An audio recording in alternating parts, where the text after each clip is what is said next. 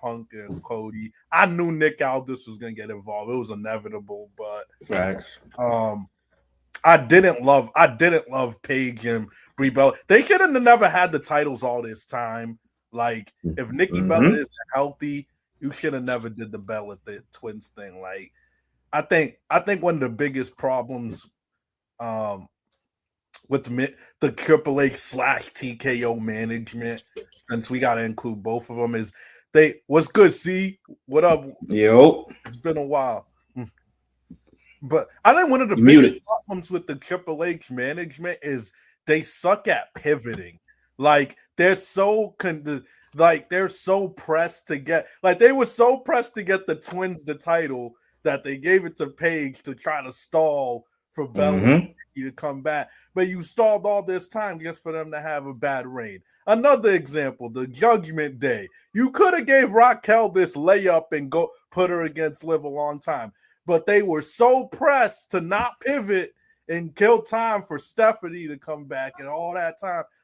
I just think the pivot game is off, but it wasn't the worst Saturday night's main event. That's for sure. But what y'all think of it? I thought it was the worst. I mean, recency bias is a thing. I can't remember all of them that happened this year, but from what I've watched the past few, I ain't like the first match alone. I think could take anybody out of it. The one Goldberg retired at. You don't think it was a little bad? I don't think that shit was worse, bro. Because the only thing that was bad about it to me was that, really. If you think about it, everything else was just regular matches, to be honest. The one with John Cena had all the NXT people wrestling, I thought that shit was straight. Yeah, that was Cody versus Oba, Javon. I thought that shit was cool. Yeah. I ain't watched it last night. I wasn't home, but I heard good things about Lara, so I'm happy about that. The fatal influence thing, I don't mind fatal influence winning. My problem is, why did JC have to lose on Friday? Facts. They're gonna do the Freebird rule. I mean, they spoiled. Yeah, they are gonna do Freebird. They're gonna do it because she lost that match. Yeah. It's no way they're gonna push them and not Lainey Reed, bro. God bless her soul, God bless her heart. But bro, Jasmine Nix did the biggest fumble ever leaving to become a streamer, bro. Because Jasmine Nix is 50 times better than Lainey Reed, and Lainey Reed is, bro. She should have stayed. She dumb. She would have had a free tag team championship right now, and it would have been a better match. So Punk and Cody won. So what's next for Sammy? Hopefully nothing. And I'm not trying to be funny. Everybody don't got to make every show. He could miss SummerSlam, bro. I'm not gonna lie. He could miss SummerSlam, bro. He could do something else. He's gonna he's gonna hover around the picture, but he's never gonna be the main contender.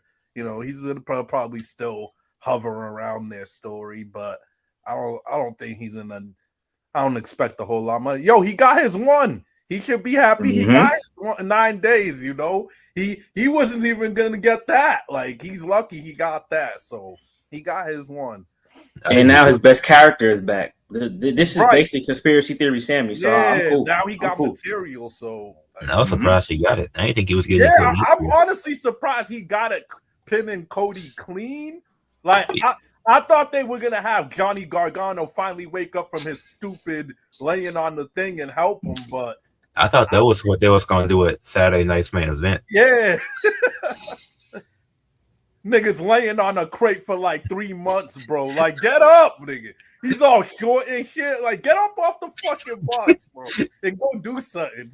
For all that, I'd have been like, bro, you could have just released me with Tommaso, bro. I ain't gonna hold you, bro. Sure could have. I don't get it. Make him Sami Zayn's like sidekick or something. That's something. Yeah, Sammy, Johnny, and Candice in a faction. Make it happen. I think Sammy, not right now. I think he's gonna have a little role to play with the bloodline shit. Not a big role, but he gonna jump in at least once. Yeah, just cause. Cause Zilla, he gonna jump in, but then Zilla gonna be like, all right, we canceling this nigga out, bro. But if Zilla come first, Sammy not gonna be a part of it. I could see him defending the solo side of things, believe it or not, the solo LA Knight, whatever, Royce Keys side of things, Shit, they got to decide they want him to be a heel or a face. They still haven't decided yet. Realistically, nobody knows what Sami Zayn is right now. Realistically, he's a heel that is a goody two shoes and thinks he does the right thing all the time. Like, what John Cena could have been low key. The John Cena heel run need to be studied, bro. If he would have been a heel that feel like he's justified, I think it'd be like, all right, cool. But they made him like, oh no, you're a stupid villain, nigga. I'm like, all right. I'm gonna ruin wrestling. Yeah, okay. Yo, he had 36 dates to try something, man. Cut him slack. I don't gotta cut him slack. They should never, bro. They had the story. Cody Rhodes should have turned heel, and John Cena could have went out as a superhero like he was supposed to. So tap to Gunther. Now Gunther. Keep it Gunther can't even beat Cody Rhodes late in his career. Yeah, Vince McMahon had the vision, bro. Like, if you're gonna do it way before. Like, yeah, it was a reason, bro. It was a reason. Yeah, it made sense now. Like, did it start? Now we ain't started yet. Trying his hardest not to give Lyra credit. How? See, this is my problem. Lyra did go off though. I in my review, I literally said, okay, the music was dope. I like the new gear. I don't understand, bro. I said the only way they can execute this correctly is they got to make a sacrifice.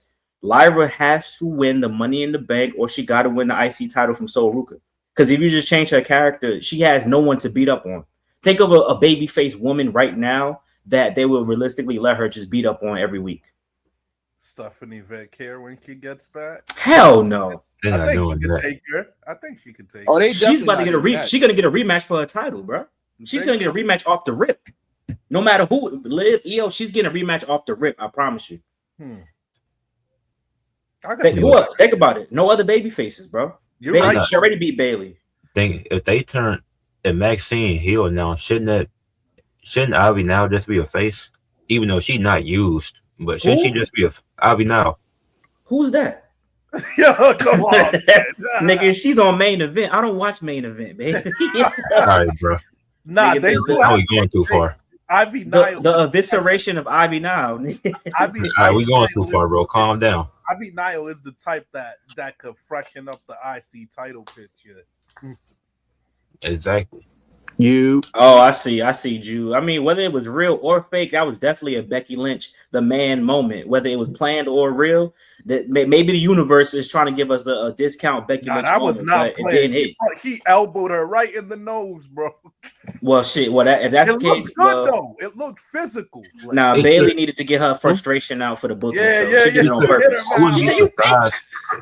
wouldn't be surprised if it is, man. Since they keep comparing her to Becky. Shows. That was a lot of blood, man.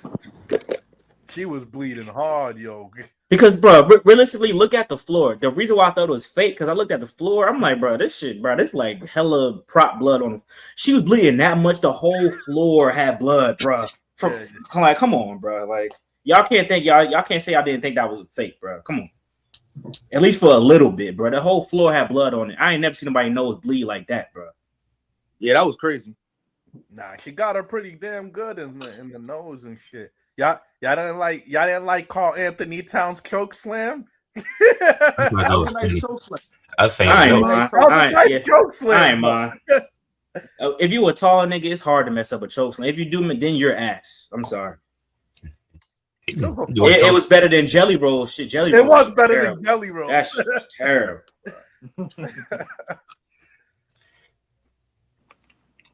Yeah, I think it's over for Bailey, man.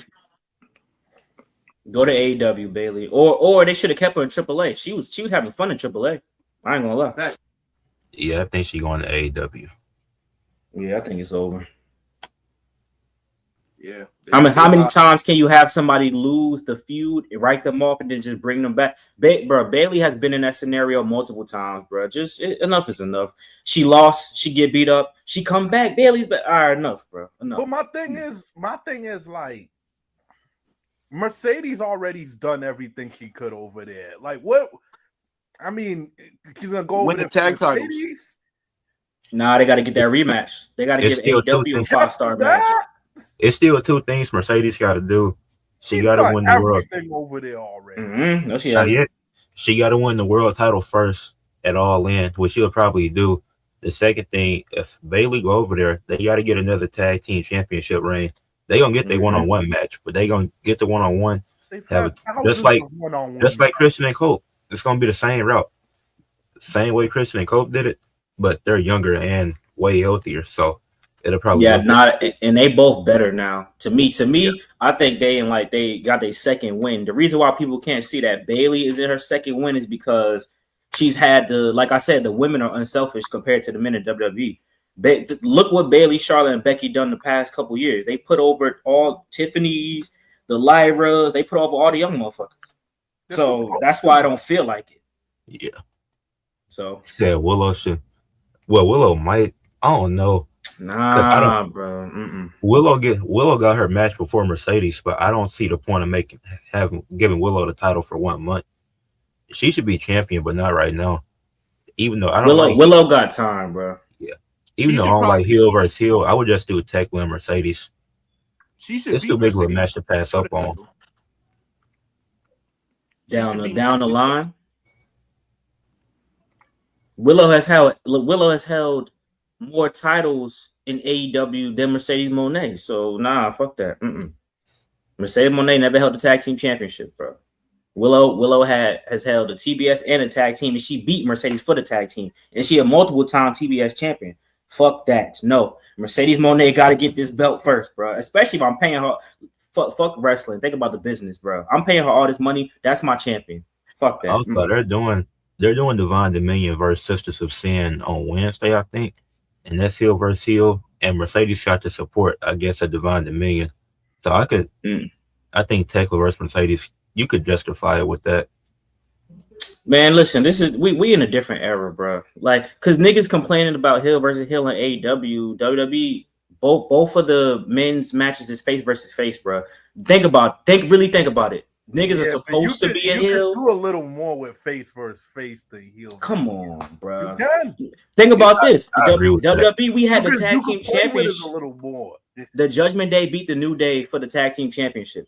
And that was heel versus heel, bro. That shit don't matter in the big 2026. Bro. But I do agree with Dave. I do think you can do more with face versus face. They doing it with Ospreay and Kenny right now. Because even though Ospreay a face, he's still hanging with the Death Riders, who everybody helped. The Ospreay was part of everybody that helped try to take them out last year. Now he with them. We gotta drop that narrative, bro. The good guy versus, you know what's crazy about that, bro? That's some shit that they created to keep the story simple, and that's some TV shit. That's the story narrative shit. But we talk about how wrestling should be more realistic. What's more realistic though? Realistic? The bad guys go against the bad guys. The politicians go against the criminals. The jail niggas and the cops is two of the same coin, but a different way to look at it. So heel versus heel makes sense, bro. That's real life, nigga. Like, what the fuck are we talking about, bro? I see where you come. I see. Like, you know what I'm saying? That shit don't make sense, bro. The cops supposed to be the good guys, but they shooting niggas. So heel versus heel, Ospreay, heel versus heel. Well, Mercedes Moné, you know, she lost the TBS championship. She was crazy, covered in cake and all that shit. So her coming back should be a face redeeming himself, but she's still an asshole because that's just who she is. And Tekla, she should really be a babyface because she got fired from Japan and came over here, but she became an asshole because she won the championship. So I think that's a story to me. Who's better? That's a story. You don't gotta have a good guy versus bad guy. Everybody want to be the best.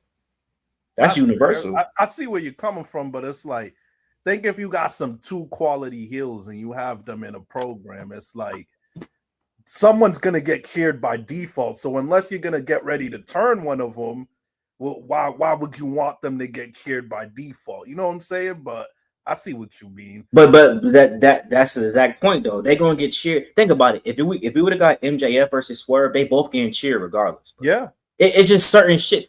Even if you turn Roman Reigns heel right now and make him really the heel, he's still getting cheered. Get cheered. Yeah. Somebody did. Who talked about Roman Reigns' father was dead? CM Punk. That they still cheer for that nigga. So what are we doing? Yeah. Like that it don't matter. That shit don't matter no more, bro. CM Punk he talked about a man's dead father, bro. He's still not a heel to this day.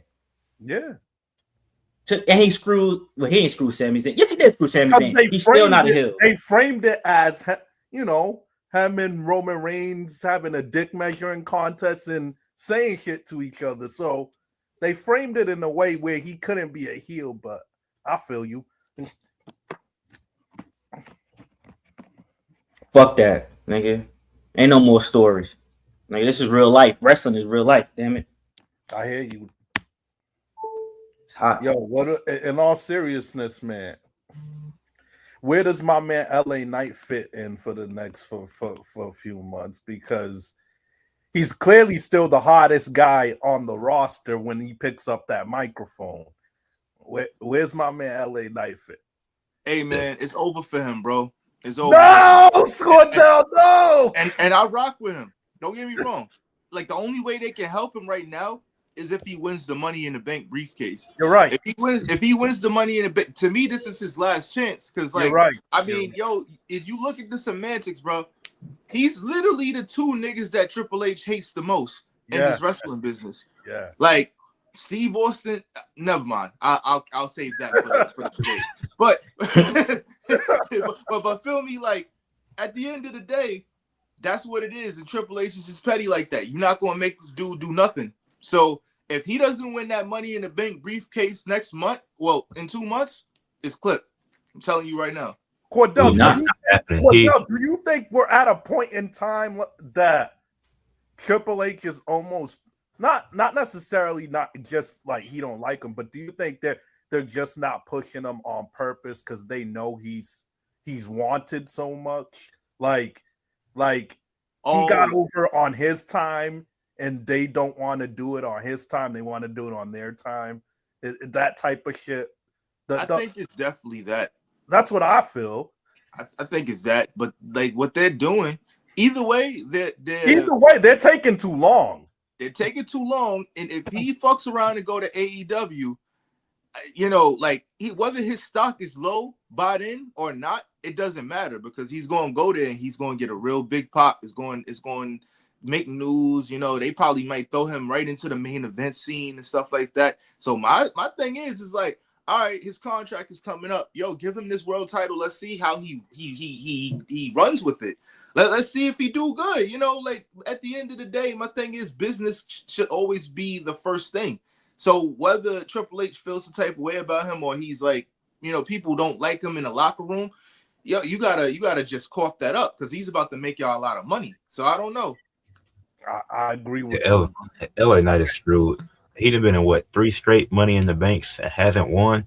But what should have won both. It was over. What was it, last week or 2 weeks ago?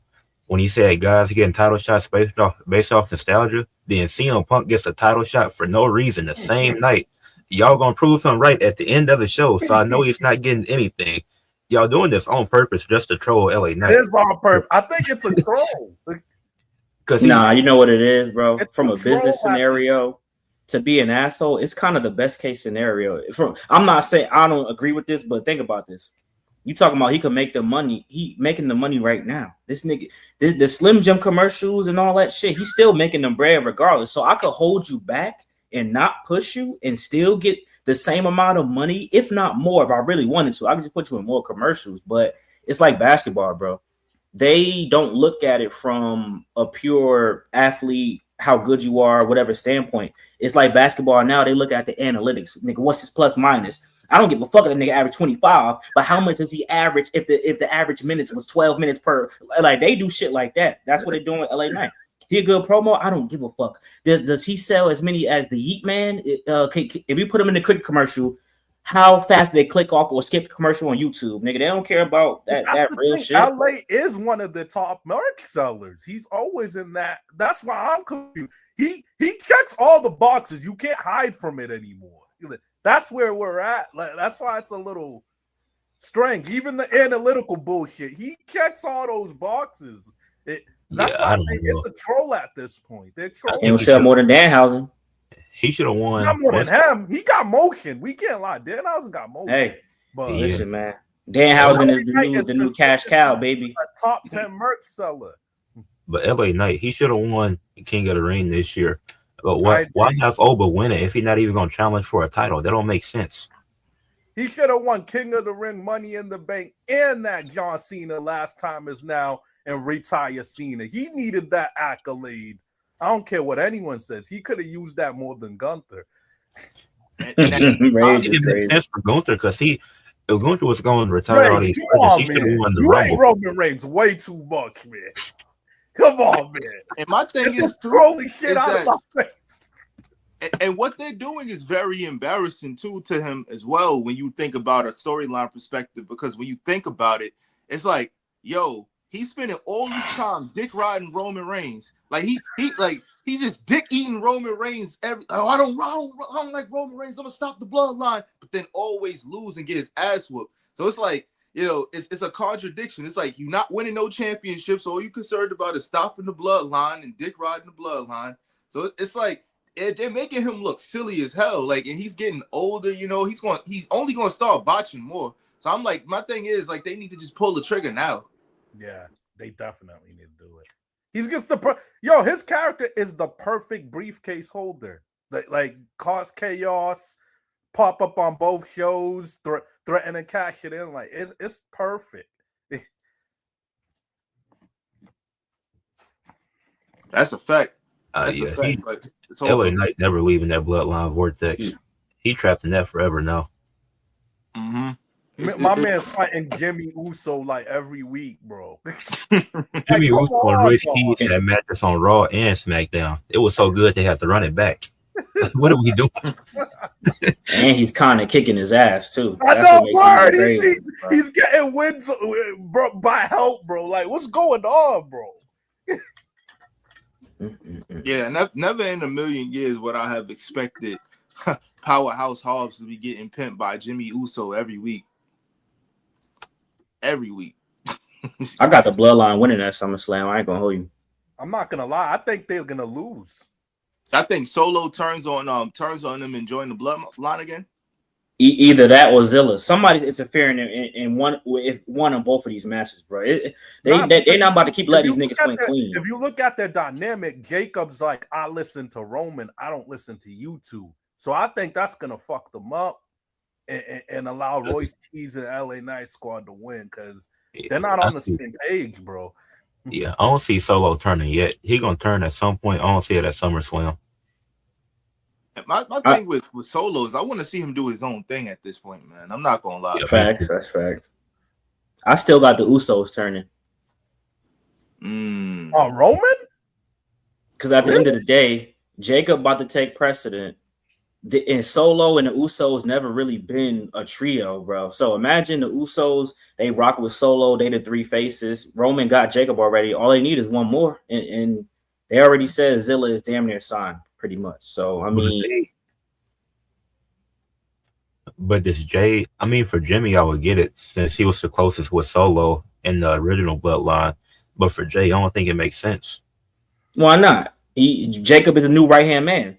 He had to literally say, "Hey, Jay, listen, Jacob, the right-hand man. Now, I'm sorry, you've been fucking up, but recently you couldn't win King of the Ring. You lost that SummerSlam. You can't even beat LA Knight in a one-on-one. Jacob will run the show. Jay like, oh, all right, fuck that. Then nigga, I'm gonna be the leader of this shit over here. Then, motherfucker, fuck you." So Jay just gonna become what he hated. Yeah, I think ultimately that's what the story has always been about. Like, I feel like all of them is going to become or try to be a version of Roman Reigns that they said that they hated. I can see that happening. Yeah. Solo tried, Jacob tried and lost to Roman Reigns. Yeah, and they all lose to the nigga. Jay lost to him, Solo lost to him, Jacob lost to him. Shit, Zilla, you next, motherfucker. Don't get too comfortable. Jimmy, they don't care about you enough to give you that. When you stepped up and been the leader, them niggas slimed you out and took the group from it. That nigga, I'm the tribal chief now. Solo said, "Oh, word, watch this. Fuck out of here." No, the fuck you not. Not after that WrestleMania match. No, the hell you not, boy. Shit. I think that's literally the worst WrestleMania match I've seen in the last 3 years. No bullshit. To this day. Seriousness. To this day. I think Jimmy's hope at a singles push is you better wait till Naomi comes back and maybe start rubbing elbows with her on TV. That might be his best chance. Yeah, he cooked. I'm sorry. They had the opportunity to do it last year and give him the United States title, but they never did it. So I don't know. Jimmy can't even get the speed title. You know how bad that is? He puts in more work. That's why. Give him the 24/7 championship. Yeah. That's what he would get if it was around. Bring that shit back. It had potential, yo. That shit was fire. I'm not They gonna just, lie. they just didn't treat it right. Mm-hmm. It had its moments though. It had moments. Like it was a little.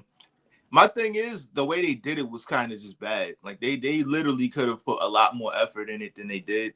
I mean, I like some of them. Like when I think one of them was at the golf course and pinned them. That was funny. That shit was fire. Wait, nigga, the speed titles are still I know Ren Sinclair got one. I think she got. Does she? Yeah, she got it. The Twitter titles. The men. I don't know who got the men's. I'm not gonna lie, bro. No idea. I just know Ren Sinclair got the women's. Wasted money making belts for that. It's Brian Pillman's son got the belt. Oh, Lexus King. Oh, yeah. Yep, he do. Nice. I expected more from that nigga. Yo, Expectations too high. Real talk. Nah, it's you know what it is because he won't embrace the fact that he won't embrace his father's character. That's yeah. Like niggas know that's your dad, bro. Like, stop all that. Some people need to embrace their parents' character. Yeah, it worked for Dominic. All right, y'all. Order in the court. Ed, take it away. Yep. So, OG just hit me. Can't make it. So with who? No, Ricky and C. Watts. One of y'all gonna have to step down and be a judge instead of being in the debate, and it's gonna be a 1-on-1. Instead of be a 1-on-1 with 3 judges. I'll be a judge. I've never been a judge before, so why not? Bet. Word. We ain't want to do a handicap match. I'm sick of seeing them shits, bro. That shit mess up niggas' records. We ain't doing that. So Word. we gonna run the ones. Niggas squabble up. Let me get myself some water real quick, fellas. Hold on. We get ready. You know what I'm saying? Damn OG man. I missed you and shit, and you gotta do this. Yeah, he like I gotta take some business. Word. Yep. Let me get my wine real quick. Word. Shoot, man. Well, what's good, Ricky? It's been a while since we shared a screen. Word, it's been a minute. I've been working on other stuff, man. Busy. I feel you. Still trying to put out other stuff, bro. But we here though. Hell yeah. Yeah, man. Shoot. Right. Yo, y'all saw Cino going viral for chopping it all off? I don't like how he looked, bro. Yeah, that's it's for the hair transplant. He has to shave it off. Oh yeah. Yeah, that's like the second part. The first one, it was like the clips. Now he has to shave it all off so it can grow evenly. So niggas better not talk shit because niggas is looking at these girls. They chopping their ass off and getting a new ass. So I don't want to hear it. Like, listen, I'm like, listen, like, because that's how a lot of comments be like, oh, nah, he weird. He's doing that Hollywood shit. I'm like, yo, respectfully, like, y'all was like dick riding the hell out of these female wrestlers when they get injured. And instead of coming back with a better arm, they come out with bigger boobs, bigger legs, and bigger ass. So, and I don't want to hear none of that. Like, homie's just trying to keep at least a full head of hair. I can't get mad at that shit. Shoot. Word. As long as he ain't get a height surgery, I don't care. You know, it's crazy. He's not even that short. It's just everybody in WWE was really freaking tall. Like, I think he was like above average height. Nah, that nigga. I looked at Roman Reigns. That nigga Jalen Brunson. I'm like, what the fuck? This nigga Jalen Brunson taller than Roman Reigns. Jalen Brunson's 6'2", and Roman. Jalen Brunson plays with. Keep in mind, like Curry, Iron, and all them. They look short on TV because you got LeBron and KD and them next to them. But these motherfuckers, they tall and big as hell. Yeah. I might whoop Roman Reigns' ass. You said Jalen Brunson 6'2". I thought he was 6'1". I don't know what he is, but he looked bigger than Roman. When them niggas stood next to him, I was like, what the fuck? I'm like, wait a minute. One of y'all niggas lying about your height. Roman was a football player too. Wasn't he like a linebacker or something like that? DT. Yeah, like a defensive back. Yeah. Okay. Yeah, because Roman was a big dude back in his college days. Like, not too long ago, I saw a picture. I'm like, damn, Yeah, this he was a motherfucker little was chunky big. back then. Yeah, I'm like, Oh, my bad. I meant defensive end. Sorry. He played defensive oh, end. okay. Yeah. Because I know he was in that field tackling motherfuckers. I'm like, who the fuck is this? Excuse me. All right. I think it's time to get started. Dave, you going first. You got 4. I ain't read the rules. Just got straight to it. Rules for the viewers: fill out the form after the debate ends, letting us know who you think won between Dave and C Watts. No spamming, drop the chat, or you will be banned. And be civil and respectful to everybody in the comments and on the panel, especially Jude. Anyways, Real talk. rules for the debaters: make sure not to interrupt each other. No personal attacks, and in closing argument, explain why you think you should win the debate.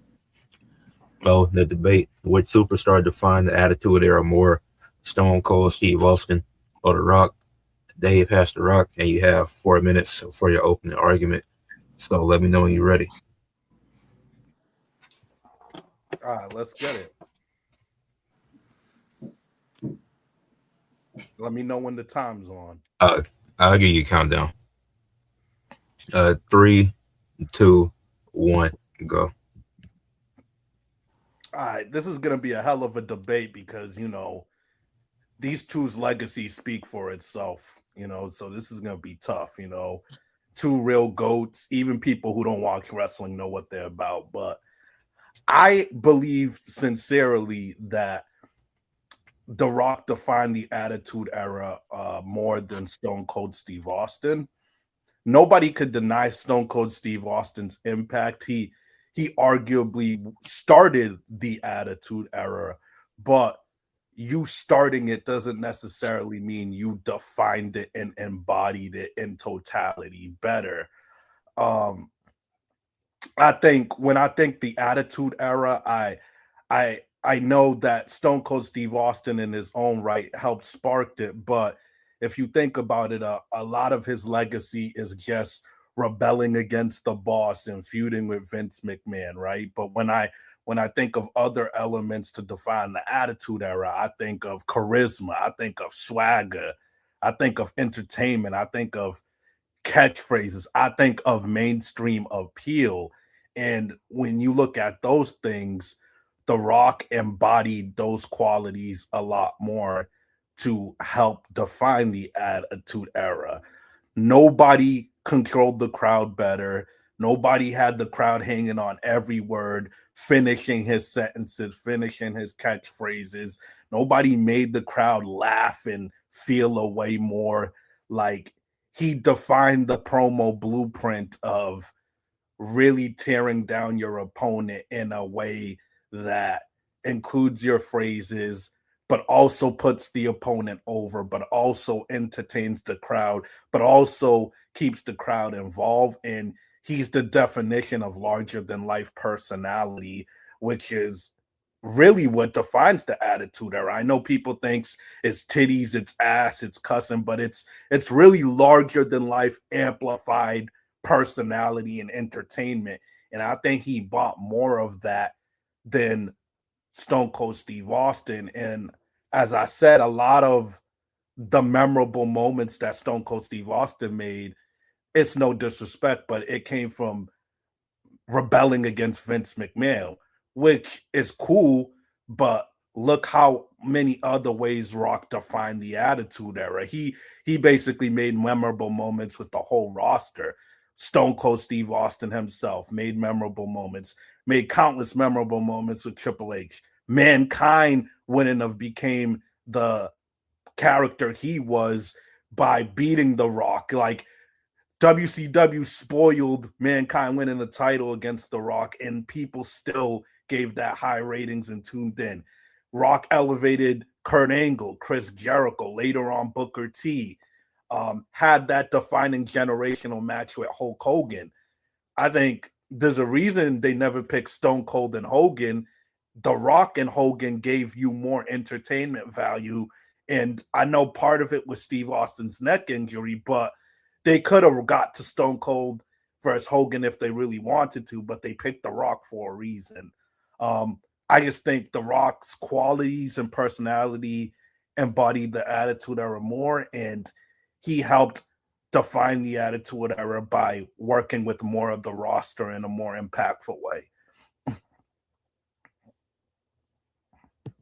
We good. Nice. At 17 seconds to spare. That's a good opening argument. Watts, you got 4 minutes for your opening. I'll give you a countdown, then you can start. 3, 2, 1, and go. My person of choosing when it comes to this is Stone Cold Steve Austin, the Texas Rattlesnake. You can really make a great argument that he's the greatest wrestler of all time, most popular wrestler of all time, most influential wrestler of all time, and that's me just taking it light, because when you think about the implications of Steve Austin and the butterfly effect that led to all of this, you really start thinking about some stuff. So obviously Triple H was supposed to win that King of the Ring that Steve Austin ultimately won, but because of the curtain call and all of that in the past, that did not happen. That led to Steve Austin with the 316 promo that ushered in the Attitude Era as we know it today. I don't think that was on the agenda. I could be wrong. I'll do my research, but I don't think that was on the agenda when Triple H was going to win the King of the Ring. And you can make a case that if they didn't make a big move fast, WCW would have gotten them out of here. And for that alone, I feel like Triple H, sorry. I feel like Steve Austin is the main face that defined the Attitude Era, because at that time it wasn't just people was rebelling against their bosses. People was getting the courage to rebel against their bosses, and a lot of that was in tribute to Steve Austin and what he was doing on TV every night with Vince McMahon, and not only his influence as a anti-establishment guy changed a lot of things in the WWE, because to be honest, we don't get The Rock if Steve Austin doesn't cut that promo.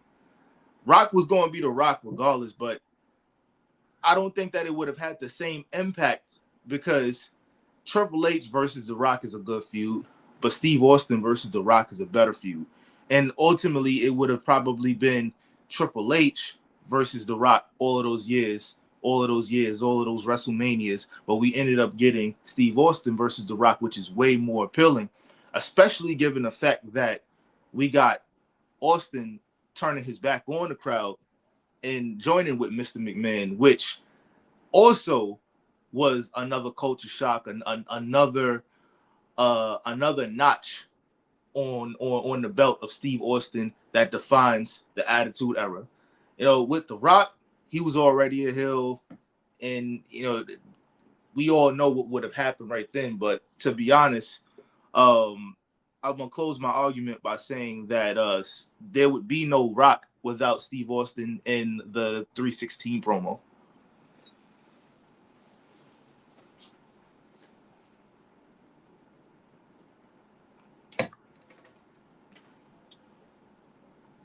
That Dave, you got 7 minutes for your main points.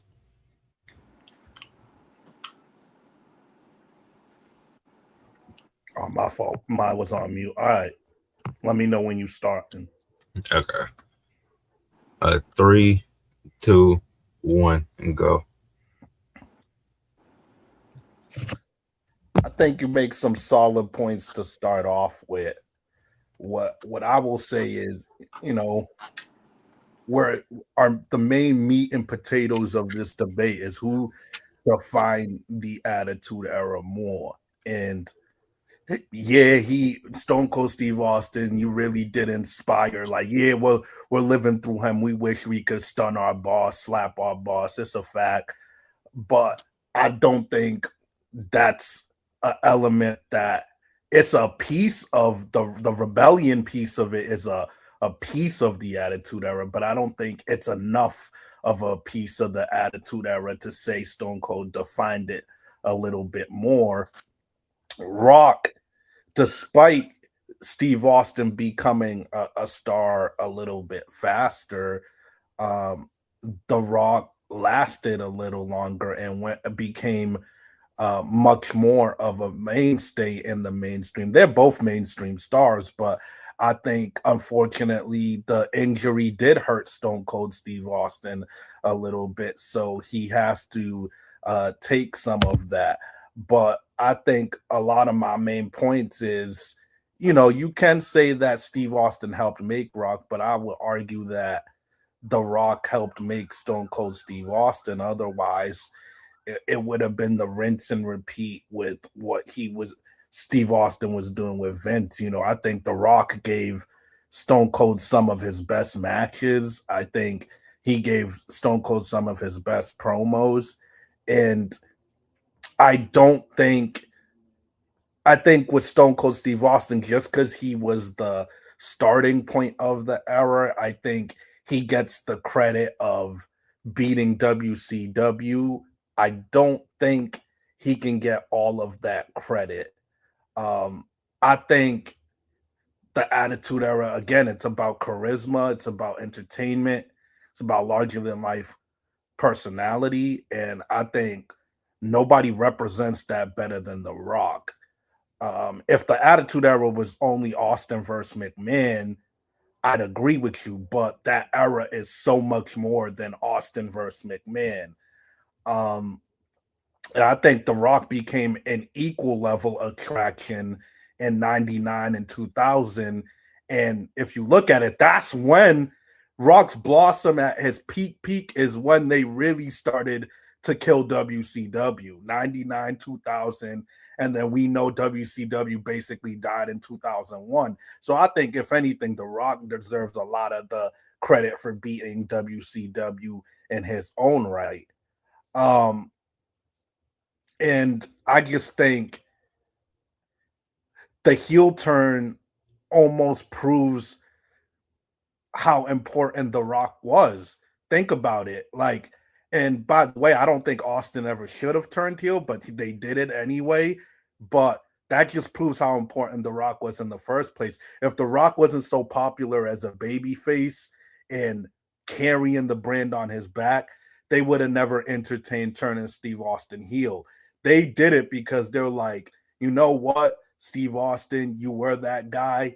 You were killing it as the beer drinking ass kicker. But now let's tweak it and try something else, because we got The Rock, who's on fire as the charismatic, lovable babyface. So we're comfortable with taking this risk of turning you heel, our hottest merch seller, because The Rock is so great. The Rock being so great and so loved opened the door for them to even experiment with this Steve Austin heel turn in the first place. So I think The Rock almost doesn't get enough credit for that. He kind of opened the door for them to have that new dimension in their rivalry, because before that, a lot of it was Steve Austin was the babyface and The Rock was the heel, or babyface versus babyface. And I think The Rock did a good job at evolving through that era.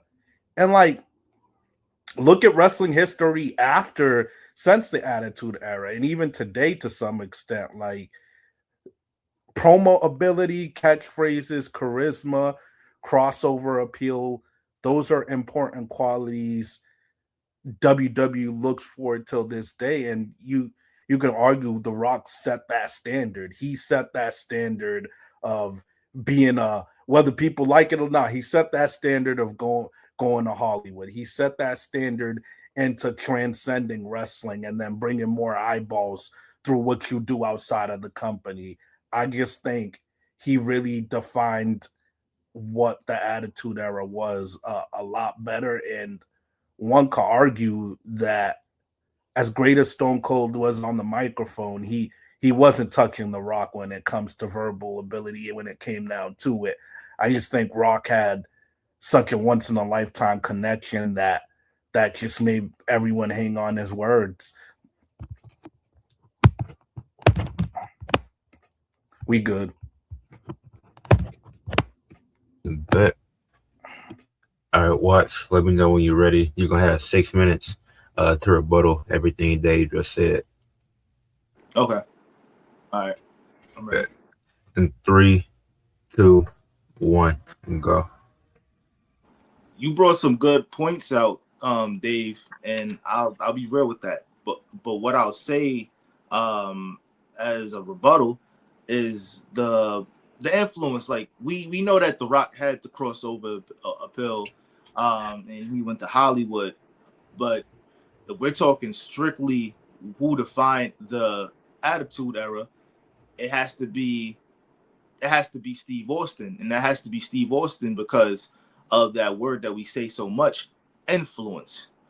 We talk about merchandise, we talk about catchphrases, we talk about we talk about matches, and the crazy thing is that you can also make a strong case that Steve Austin is the face of courage as well.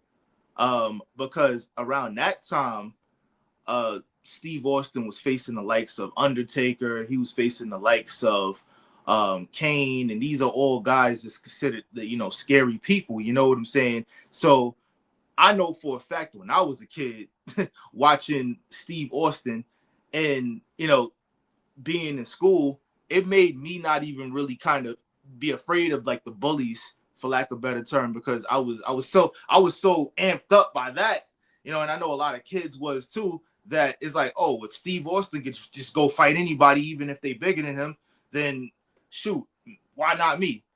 So when I talk about influence, I'm talking about how kids see Steve Austin, even grown adults, how they seen Steve Austin, and I have to harken back on, taking it to your boss, and it's not just about taking it to your boss; it's also about just not letting people talk to you any type of way, or just not allowing, just not. Let me see. Not just taking the status quo and just being like, all right, like I'm gonna just go with it. Being a beater of your own drum, for lack of a better term. And then we start talking about the long-term effects of Steve Austin. So the what chance, even till this day, people still say what a lot after these promos. It's annoying sometimes, because you want to see the person in the ring cut the promo and stuff, but that's a lasting effect of Stone Cold Steve Austin as well. And that also defined the Attitude Era. Beer prices, I said beer prices, like beer went up. Like I'm pretty sure like a lot of people wanted to drink beer because of Steve Austin and stuff. A lot can be said. Let me see. Also, a lot of the matches that Steve Austin had was really good as well. Shawn Michaels versus Steve Austin for the WWE Championship was really good. And seeing Steve Austin and Mike Tyson in the same ring together also was something crazy, because you look at Mike Tyson and you just like, yo, Mike Tyson can spank anybody. But even though we know in a real fight Mike Tyson would more than likely get the better of Steve Austin, it didn't look out of place to see Steve Austin like it all in Mike Tyson's face and stuff like that. So that's a high point of the Attitude Era as well. And I remember going to school and a lot of the kids was like, yo, you think Steve Austin could beat Mike Tyson? And I'm just like, what? Mike Tyson? But at the same time, that was the Attitude Era. That was the Attitude Era. So I'll leave it at that.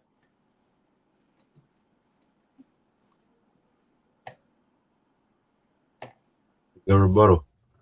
All right, now it's time for the intermission. Couch, Ricky, what y'all thinking so far? So far so good. I definitely like the openings. I've been taking my notes, so I think we're doing a good job so far. Just for the second half, both just use more specific examples, and then I think we'll have a pretty great debate. because y'all laid down the foundation, the general things, but once you get to those specific examples and facts, then it's gonna be some trouble. No, I agree with what Couch said. Y'all both bringing up dope ass moments and stuff like that. I will say, I know we still got time, but there's a lot of moments y'all both should bring up too, which I obviously can't say, but there's a lot more moments y'all can bring up to make this debate more interesting. But y'all doing good so far. But yeah, man, just keep it up. I will say there are certain moments that I feel like y'all both missed, but I'm gonna save that towards the end when this is all over. So yeah. Yeah, it's been good so far. Y'all doing y'all thing. Chat, y'all been active too. Appreciate y'all. If you haven't left the like on the screen, make sure you do that, and definitely subscribe on the road to 1K.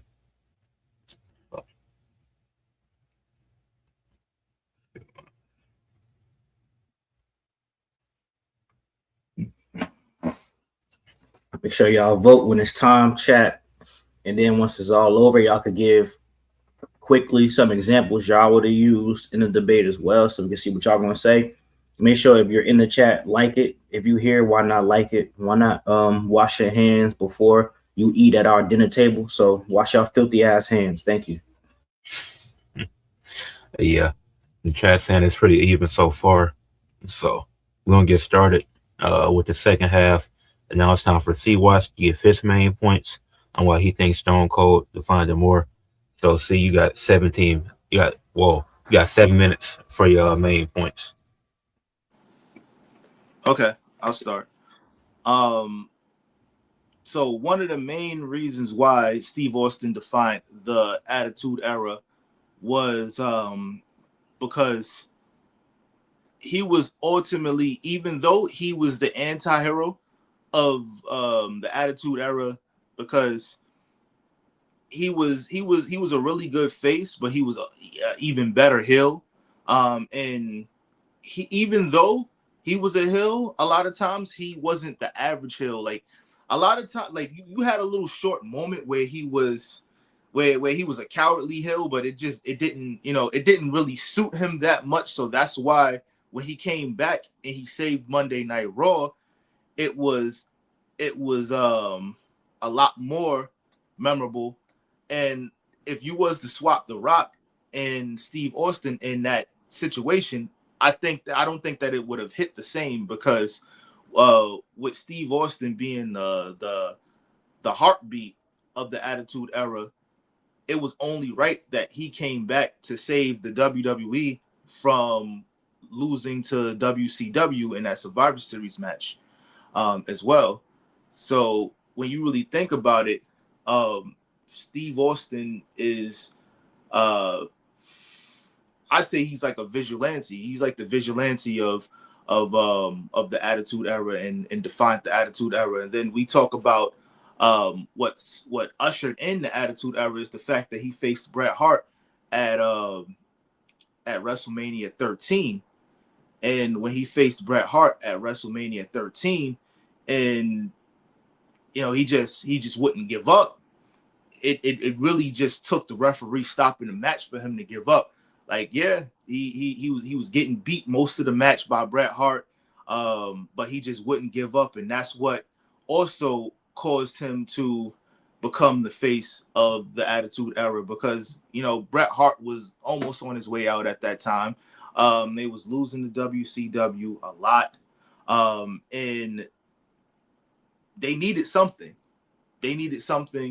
And it was really good to see how the fans slowly turned on Bret Hart and started falling into favor with Steve Austin at that time. Because everybody, like at that time, nobody hated Bret Hart. But then, the feud kind of they did like a little double turn as well, and it was crazy. And then you talk about all the other feuds that he had with The Rock, with The Undertaker, with Kurt Angle. So the same thing that Dave was saying earlier could be said for Steve Austin as well, because those were matches that made Chris Jericho feel like a main eventer, made Kurt Angle feel like a main eventer, as they were kind of finding their way. Matches with Rob Van Dam, especially the matches with Rob Van Dam. But I felt like the matches that he had, on when he was on the WCW, ECW side was like, yo, like, trying to like, all right, tighten up. Are you really as bad as you say you are? Like, are you really as cold as you say you are? And that was a coming out event for RVD as well. So I do feel like Steve Austin's presence made stars, and even on the latter part of his career, when he wasn't even wrestling, the fact that Steve Austin was just on TV was enough for people to tune in, because like around 2003, 2004, when he wasn't wrestling in matches, he was just he was like the sheriff or the commissioner of Monday Night Raw and stuff. People just wanted to see Steve Austin at some point. So the fact that he was even showing up, even if he was just giving a guy a stunner, it left a lasting effect, because those were like 2 years where he wasn't even in the ring for real. He wasn't even in the ring, but people just wanted to see him there. And that was because of all of the doing that him and The Rock did when they were at the top in the Attitude Era, and they was ushering in the Ruthless Aggression Era. Sorry. So overall, they both needed each other, but there would definitely be no Rock without Steve Austin.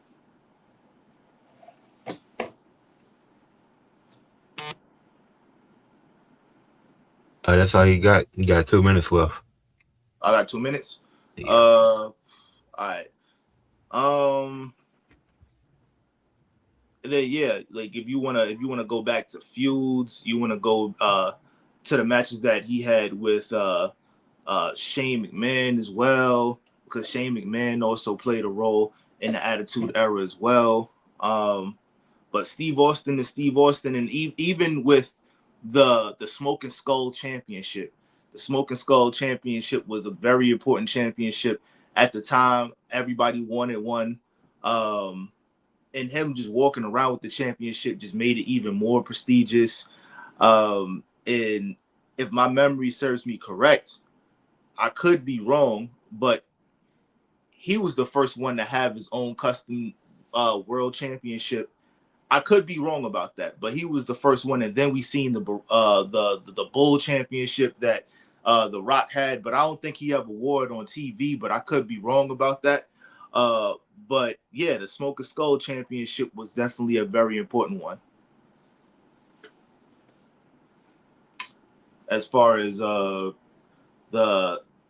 fact that even, I don't know, like it's one of those championships that it looked good on anybody, but it especially looked good on Steve Austin.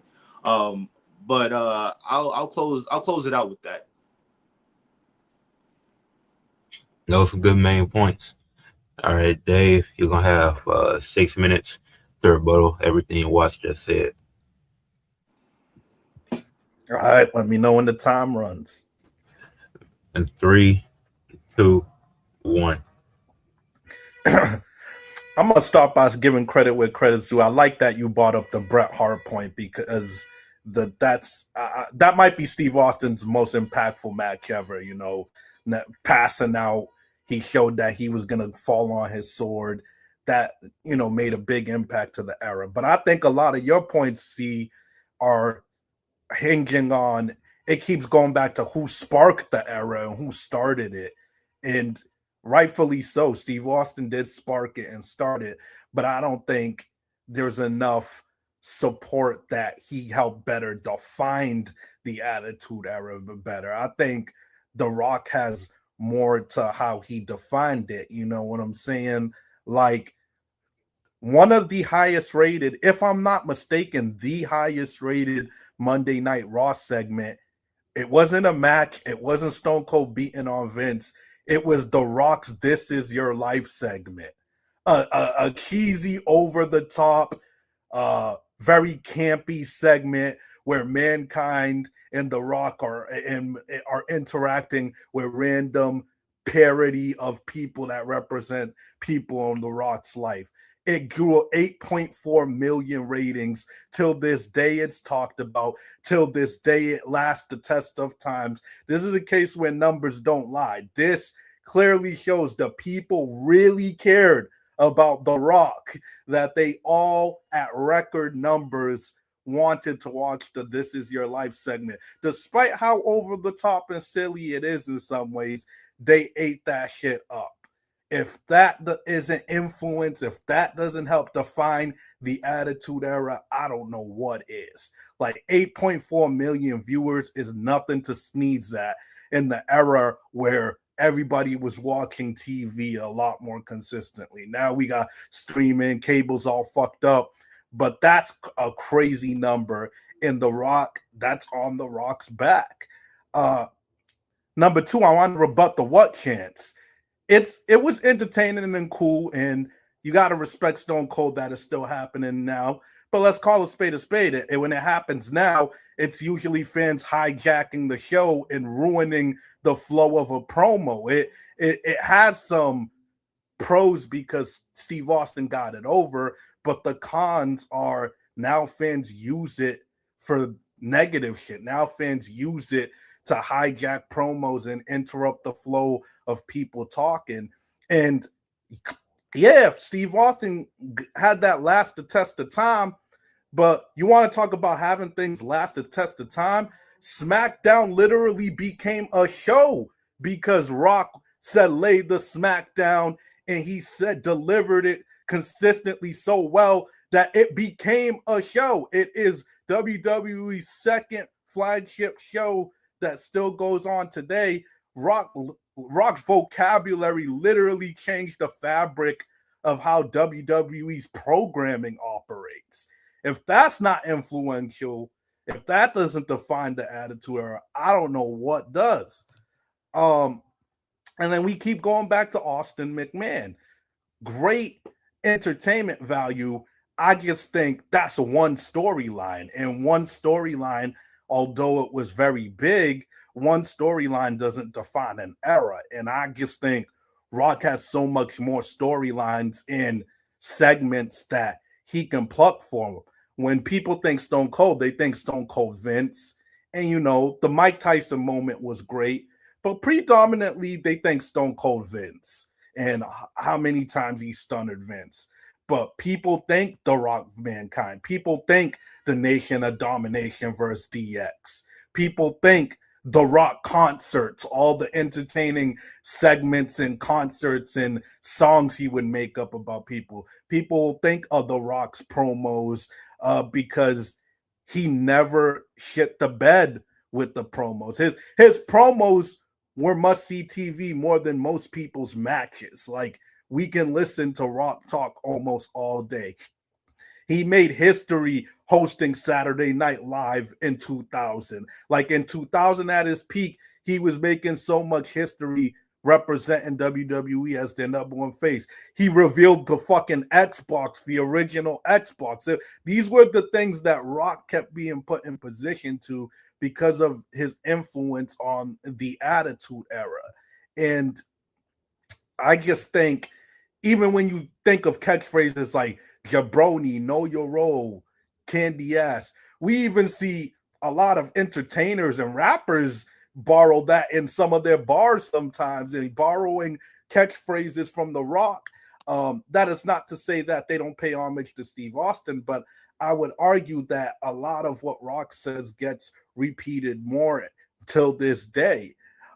And I would say, yeah, he fought Steve Austin in The Undertaker. Steve Austin definitely represents courage, but so did The Rock. And I would argue when they feuded with The Rock, they got elevated a lot more than when they feuded with Stone Cold Steve Austin. Like, think of The Rock and Triple H, countless feuds, and, you know, they're a lot more memorable. You don't hear too much people like, oh, I went back and saw that Triple H Austin feud. Like, it isn't, not to say they did bad, but it didn't have the same heat on it. And that's time. Damn. I'll take that. I'm cool with my point. It was good though. You was doing your thing. But now It's time for the closing arguments. Watch, you're gonna have 4 minutes for your closing. Let me know you're ready and I'll start it. I'm ready. All right. In 3, 2, 1. I'm gonna close it off with this. When you think of top 5 WWE moments, when you mention things that defined the Attitude Era, but also defined WWE as a whole when it comes to just the history. One thing when we want to not even just talking about like promos or anything like that, but if we talking about trademarks, that glass shattering is something that you already know what it is every time you hear it. That glass shattering already tells you what's about to happen. Steve Austin making his entrance one of the best entrances of all time. And that can be that can be an indicator that shit is about to get real every single time. With all of the moments of him coming out during brawls, anytime there's a big brawl in WWF or even in WWE, you can always count on Steve Austin being the last guy out. And once that glass shatter, everybody getting their ass whooped. And when we talk about ass kickers, the ultimate ass kicker has to be Steve Austin.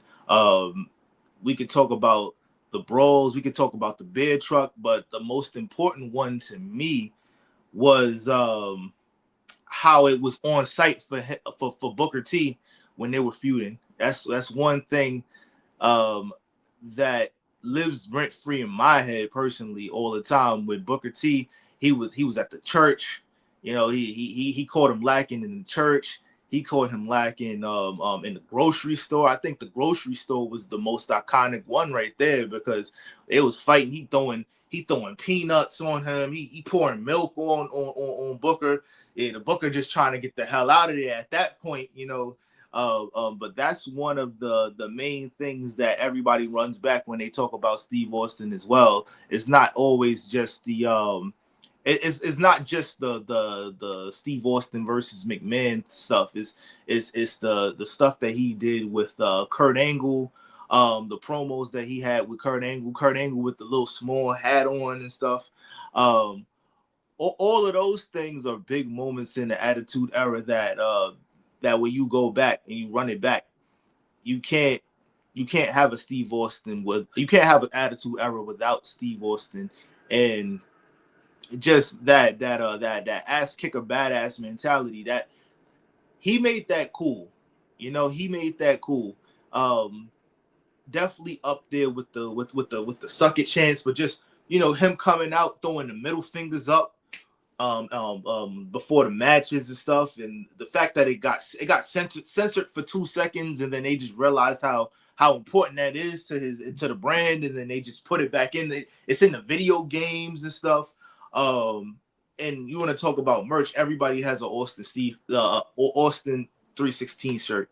You know, it's quite prevalent in the culture. Like, there's people who don't know Steve Austin from a hole in the wall that has a Steve Austin 316 shirt that says "I just whooped your ass" and all of that. And then you want to talk about the matches. There's also some more matches later down the line. Like, obviously, The Rock and Steve Austin needed each other because they had great matches with each other. But you could also talk about Steve Austin versus The Undertaker, another great match. And then even more recent, the fact that he still main evented technically a WrestleMania, more recent, and that was against Kevin Owens. And the fact that he had a really great match with Kevin Owens at I think that was WrestleMania. Okay. Yeah. I love those Booker T grocery store segments. I ain't going front. I fuck with them.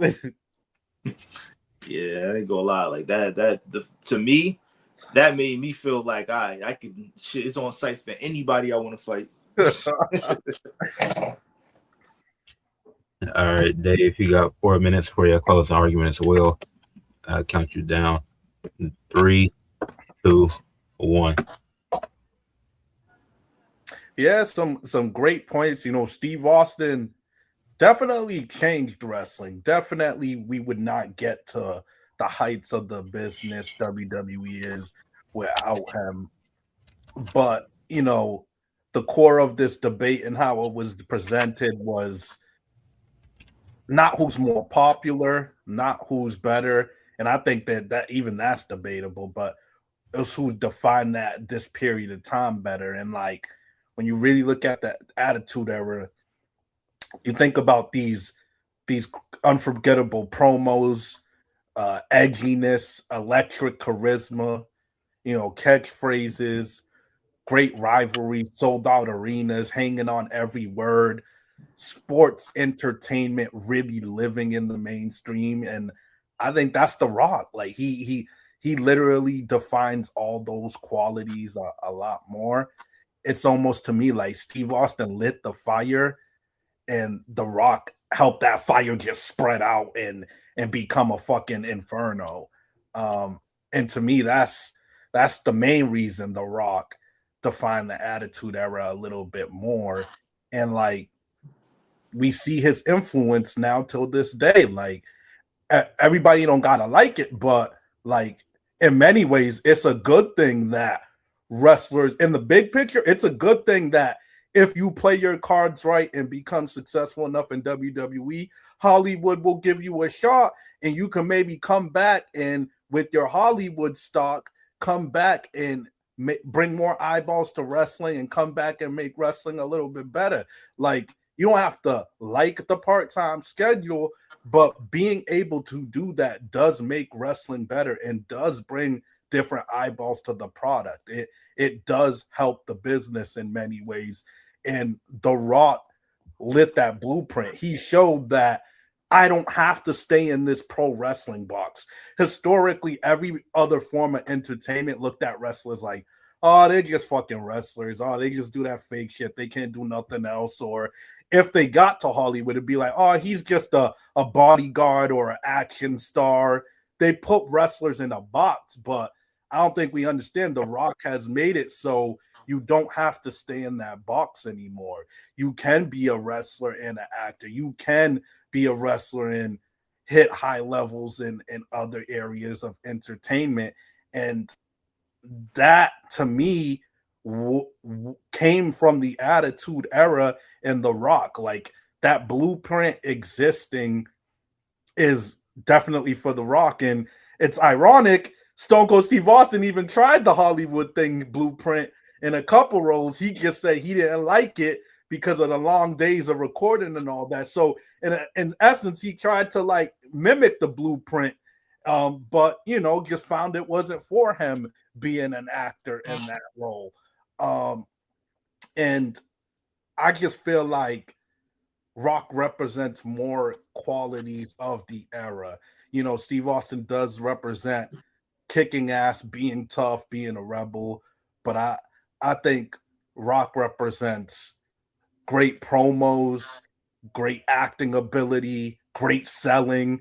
Come on, who sells the stunner the best? Who really got that stunner over to the max? The Rock doing backflips every time he gets the stunner. Like when Rock takes a finisher, he will make sure the fans eat it up.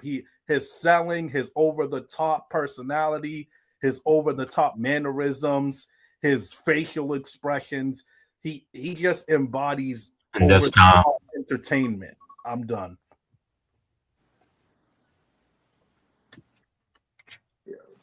Yo, good shit, bro. Yeah, make sure y'all fill out the form and that I posted in the chat. I'll give Couch Rick, I'll give y'all a few minutes to gather y'all thoughts before we share our opinions. Yeah, this might have been one of the toughest ones in a while. You want to start off, Couch? Go ahead. We won't gonna start yet. Look at it. All right, this is what the standings look like at the moment. They in second place, 4-2-1. Steve Watts is ninth at 2-4, trying to make a playoff push. He didn't win his last two debates. He on a little streak. So we're gonna see what happens at the end of this. Yo, you won that debate you won the evolution one, right? See, Yeah. this nigga Sammy talking about I'm better at life than you. Yo, this nigga Sammy's wildin'. and I say that automatically Ricky should be in the next debate because this debate could have been a win for him if he was here. Or either way, it could have went if he was in it. So I think Ricky should automatically be in the next one. Okay. Because I had a lot of things I wanted to bring up, but I'm like, I'll step down because I never judged before. So I'm like, why not? But for sure. But yeah, definitely gonna get you for the next one. But yeah, the playoffs, it's getting interesting. I can't believe I'm at 10. It's still crazy. Again, my loss. Shit, you still got 4 more to go though. Those 4 wins could get you right there. Yeah, you got like 4 more, right? Let me see. Yeah, because I got 6 so far. Yeah. And only 2 of them wins. But yeah. It's crazy how I think my draw was the great colleague Jey Uso world title debate. That was the draw? Ass. Yeah, that was a good. Damn. It was Dave and Sam versus me and K Quick that ended in the tie. What was it? Wait, what was it? The one where who was better or who was worse? Who had a better world title reign? Yeah, who had a better world title reign? That should have been an easy one, bro. I can see why it's a draw because both shit was so unmemorable. Like, real talk. Let me tell you how.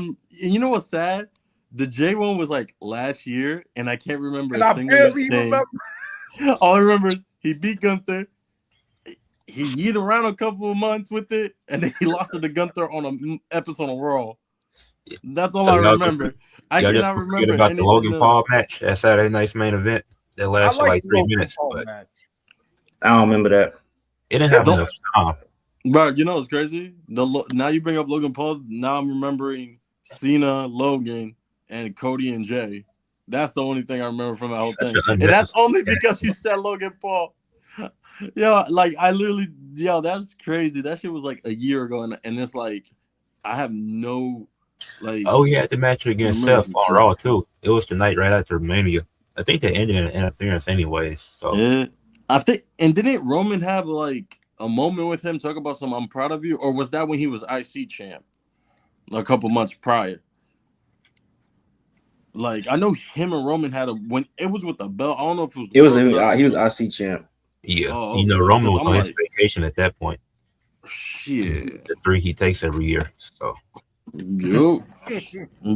guarantee you this: if I don't know if he's gonna lose at SummerSlam, but if he does, we definitely gonna see him on vacation until like War Games. Shit. Nah, my man's been around a lot this summer. Give him some love, man. He has been, but it's like, oh, you're doing your job. Cool. Like, oh, he's doing his job. Okay, cool. I'm about to say, nigga, we don't see the janitor and be like, oh man, this motherfucker been around. Right. Because like someone in the comment pointed it out because someone kept posting, yo, this is the third week Roman's been on Raw. Like over and over, and they were like, "Oh, we're celebrating that he's doing his job." Yeah, oh, cool. Like imagine being gone so much. Like it's like what was it? I don't know if it was 2 years ago. Every time he came back, he would come back. 2 weeks past, he came back. Roman Reigns returns. 2 weeks later, Roman Reigns returns. Another month, Roman Reigns returns. Bro, I ain't gonna lie. I think 2023 alone, he probably had more returns than title defenses. I guarantee you that. He probably did. Shit. Like shout out to AJ Lee. At least don't fuck AJ Lee. At least when Roman comes, shit goes according to we get something. AJ Lee ain't do nothing. What we get? The same old bloodline shit since like 2019. Nah, don't lie, Ricky. That promo with Seth was fire on Monday. It wasn't. It wasn't. I saw it. Nah, let me tell you this. He cooked Seth. I'm tired. Seth almost shitted on his pants, bro. I'm tired of 2 things: the goddamn bloodline story and the stupid Shield shit. I was there when the Shield shit happened. I was in elementary school. They need to let this shit go. They're dragging it. Like they said everything over the last like 12, almost 15 years. They said everything they could. There's nothing new. Like, oh, you needed a briefcase, but you can't stay injured. Oh, I'm the reason why this wrestling business changed when I took that steel chair on and put it on your back. This and that. I was like, shut the fuck up. We heard it all. Just happen. Nah, Dave, think about it though. 2022 Royal Rumble. Seth is dressed in the Shield gear. It's not much more you can do with this. That was 2022. That was the hype. That was it, bro. Nah, that was good. They gotta let the Shield stuff go. It's not about the Shield. It's not about the Shield. A Shield clearly is for them. It was though. It's not about the Shield, bro. Okay, let me tell you. If it's not about the Shield, why the hell in the main event where Cody was supposed to have his moment, we have to have Roman hit Seth with a chair while Seth is dressed up like the Shield? Like, why did and keep in mind, Ed just said it. They did that shit at the Royal Rumble a year prior. Now we're doing it again at WrestleMania. Like, they keep spamming this whole. They're gonna do it again at SummerSlam too. Let's be fair to them a little bit. Is that not the defining betrayal of the 2010s? It is. I mean, it is. It's one of them, yeah. But here's my thing with that though. How many times we gotta be like, oh, and they done this while they were babyface and heels. We're cool. We're not cool. We're cool. They've never been cool. Yes, they have, bro. How many Shield reunions? Yes, they did, bro. Yes, they did. Yes, they did. Bro, the amount of Shield reunions we had. Time ago. You know, when Roman Reigns was the tribal chief, he was cool with him too. When they both was still at the same time, it was like, hey, Roman, you better get your cousins. You know, don't worry, bro. I'm gonna get my cousins. I got you. Done this shit over and over. Like this whole last dance. One thing, the fact that Moxley not involved in any of this makes it whack, bro. Yes. I'm not even gonna lie. Like, the fact that Moxley can't come work for WWE. Why? So what? So they can put him as a mid-carder again? Yo, you know what? Hold on. I don't want to derail this, but you know what I don't like about y'all? If I planted Roman and Seth at AEW and they were doing the Shield at AEW, y'all be like, AEW's cooking. Oh my God, AEW's great because WWE's doing it. I don't want to hear about You want to know how that's not true? Dave, listen, you want to know how that's not true? Am I wrong? Yes, they're still doing the same Bullet Club thing. People are tired of that. Exactly. Nobody's trying to see the Bullet Club in AEW. They already peaked years ago. It hasn't been good the last few years. When David Finlay was leading it, he was the worst leader of the Bullet Club. Nobody wants to see it now. They're referencing the Shield, but if you really look at it, the story is about Roman never got a decisive win over Seth. That's what the story's really about. Like, he never had a decisive championship win over him. The story is this. Roman kissed ass, Seth kissed ass. That's why they handpick guys and they're shoving down our throats. What the story should be is that Roman never had a decisive win over him. Like, not only on the pay-per-view. He hasn't beat him on a pay-per-view. That's true. The problem is they rely so much on the Shield stuff. Do we have to continue to see Shield video packages? Yes. Gotta be passed. History. We can't ignore it. But here's the thing, though. WrestleMania. We just seen it in 2025 with the Punk stuff. We just seen it in 2022 with Roman and stuff. So it's like it's nothing new aside from Seth getting injured isn't new either. Yeah, that's the motherfucking injury problem. If anything, that's part of the script. Not literally, it's part of the script. Seth, get injured. They made that to the script. Seth, get injured. Win a world title. Seth tried to screw LA Knight by not trying to tell me they was gonna fake an injury. Yo, I promise you, if Roman and Seth were in AEW, y'all would be saying this is fine. Hell no. First of all, Roman will never go to AEW. Roman should never go to AEW. I know how I know that. Look at Adam Copeland and Christian. Everybody fucks with them all of a sudden. When they were in because they doing the best work.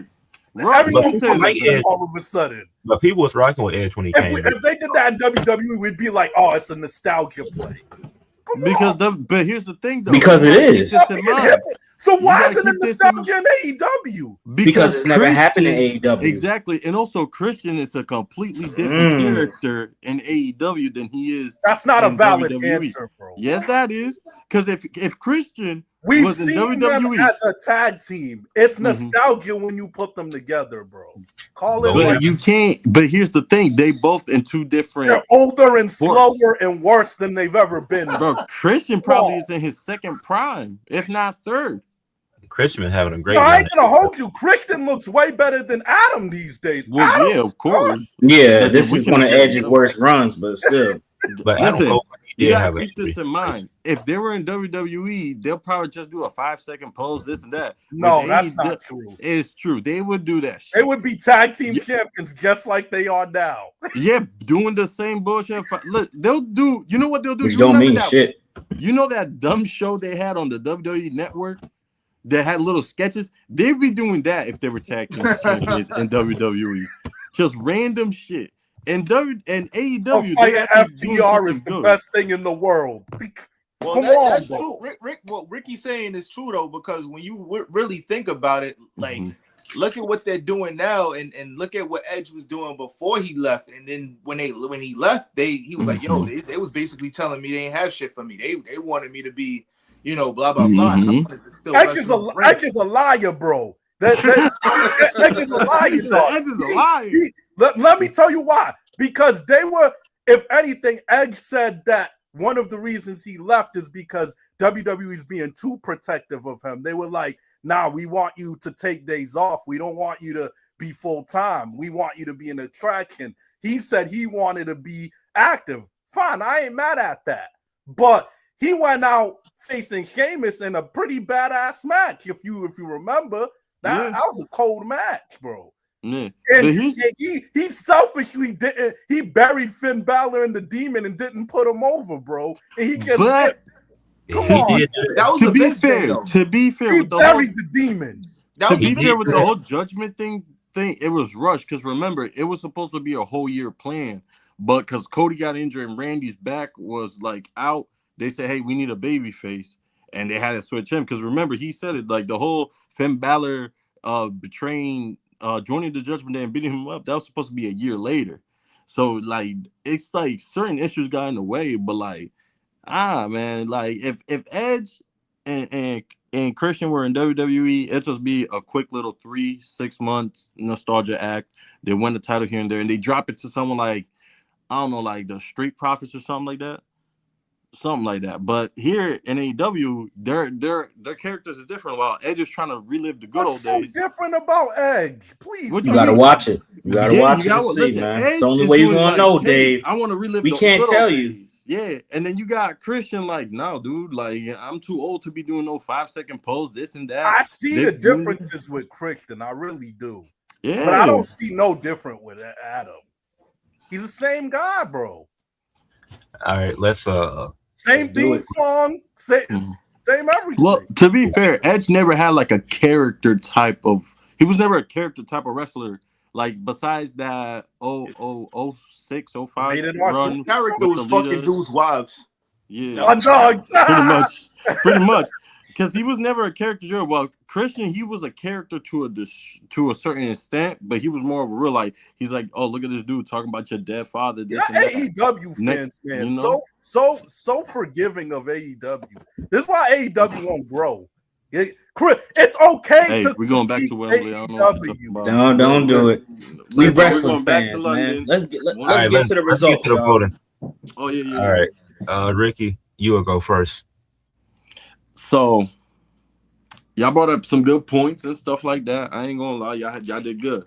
Now, I will say y'all both could have mentioned different moments that didn't involve Rock with Austin or Austin with Rock that could have helped y'all debate. Y'all low-key. Hold on, I don't want to interrupt you, Ricky. I just want to reply to Stu. Yo, I just want to briefly say, I'm not trying to start up a redirect the conversation. I just do think y'all could critique them a little bit more for the same things WWE does. That's it. I'm not saying we can't like all promotions. I respect all promotions. That's all I'm saying. But go ahead, Rick. Yeah, but one thing y'all both could have done, y'all could have leaned more towards their moments without each other during the Attitude Era, because Austin had way more moments without Rock that you could what you could have brought up. Dave, you could have brought up the Rock and Sock connection. I was low key hoping you would bring that up because that also was a good defining moment. You're right. Watch, you could have brought up two-man power trip where he was such the guy to define the Attitude Era. He had the tag title and the world title, carrying 2 divisions at once. Damn, and if you really want to say, because Triple H was with him and Triple H had the IC title, you could say he was also carrying the mid-card title. You could have brought that. You could have done so much. And both of y'all, I was hoping y'all would both bring up the invasion angle, because watch, it could have been like The Rock defined Attitude Era so much when he switched sides to be with ECW and WCW. They still made him the WWE champion, known as the WWF at the time.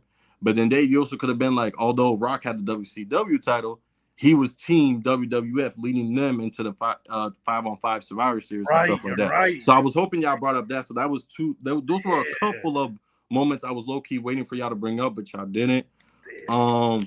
Watts, another thing you could have brought up to was when Dave said that when Mankind beat The Rock, it was like one of the pinnacles of the Attitude where it really started to get traction. You could have brought up the fact that Austin was also a part of that moment when he interfered. I was also hoping you brought up that. So y'all did good, but there was a lot of parts y'all could have brought up where I looked at, I'm like, dang, y'all should have said this, that. You could have brought this moment. But overall, y'all did pretty good, though.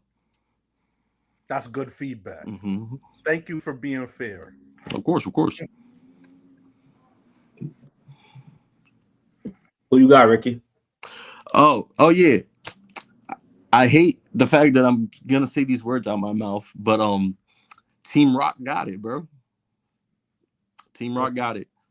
I gotta go with Team Rock just because I felt like you should have brought more. Like, for example, that example of Rock coming out to interfere in that moment where Dave said in the beginning, I'm like, yo, you can easily switch that back and be like, hey, that moment's big, but it's also big because Austin, like that pop alone will like can steer the whole show and stuff like that. So that was 2. And again, with the whole 2-man power trip, you could have brought that and all that stuff. But yeah, I got to give it to Dave though. Still hate Rock though. It's crazy. So I judged it round by round. I thought this was a great debate, pun intended, but no, it was a really good debate though. Especially with The Rock and Stone Cold is difficult, but I had Dave for the opening. I thought Dave had a very strong opening, but C Watts main points to me was the best. I like C Watts main points when he did the main points, but then with Dave, I like Dave rebuttal. So it was a neck and neck thing back and forth. I wish I would have brought up the invasion angle more, because I think depending on how you could have spun it, you could have made it go either way. You could have like influenced the numbers to reflect, whatever you wanted to win. But I do think in the beginning, I forgot what you said, C Watts. You said something that Dave could have caught on to, but he did catch on. But Dave, I had to fact check that segment. That is still the most influential segment, the This Is Your Life segment with The Rock. So I knew it was, but I had to make sure. But overall, I thought it was a great debate.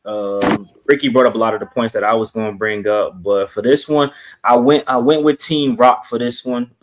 C Watts was killing the main points in the rebuttal was crazy, but Dave had a good ass rebuttal. That's what really got it for me. Mm-hmm. So I'm gonna go with Team Rock for this one. But C Watts did that. That was a good. Yeah. I don't know, C Watts, man. You might be able to catch a winning streak and keep going like this though. But Dave, that was you were close, dog.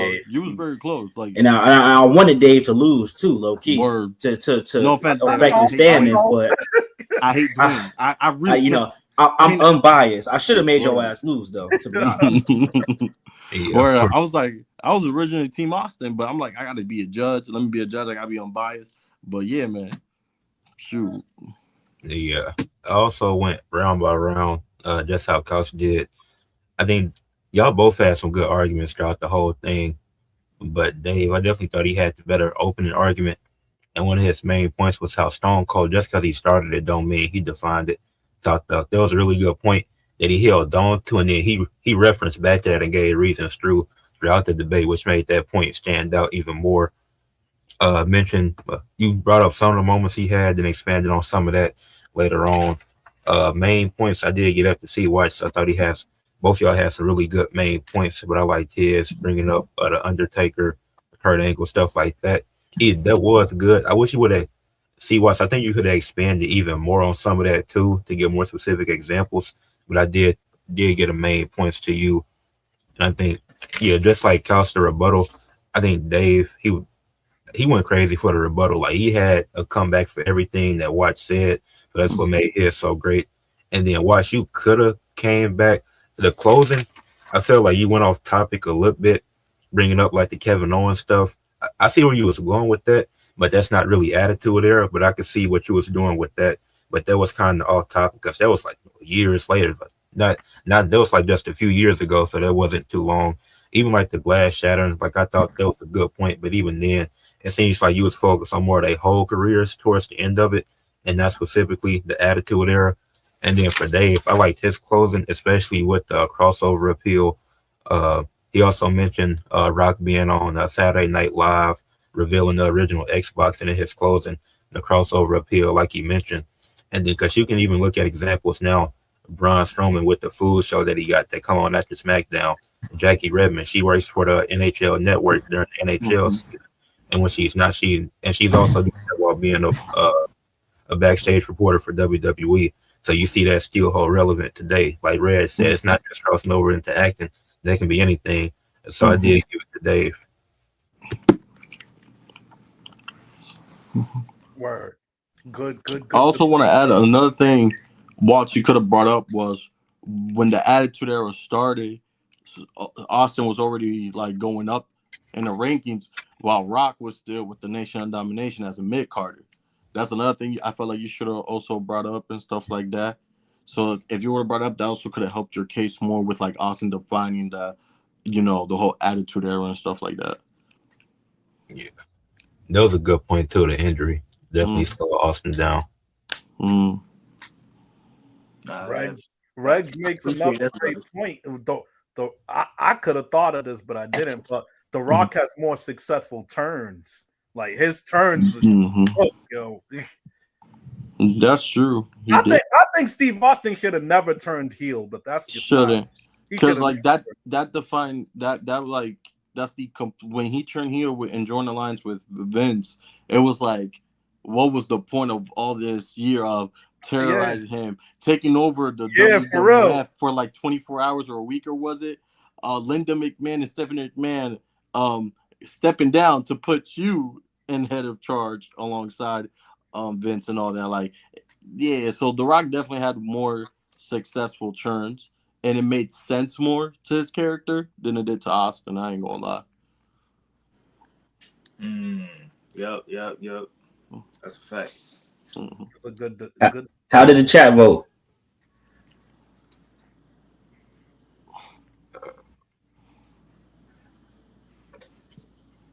Yeah, how'd the chat go?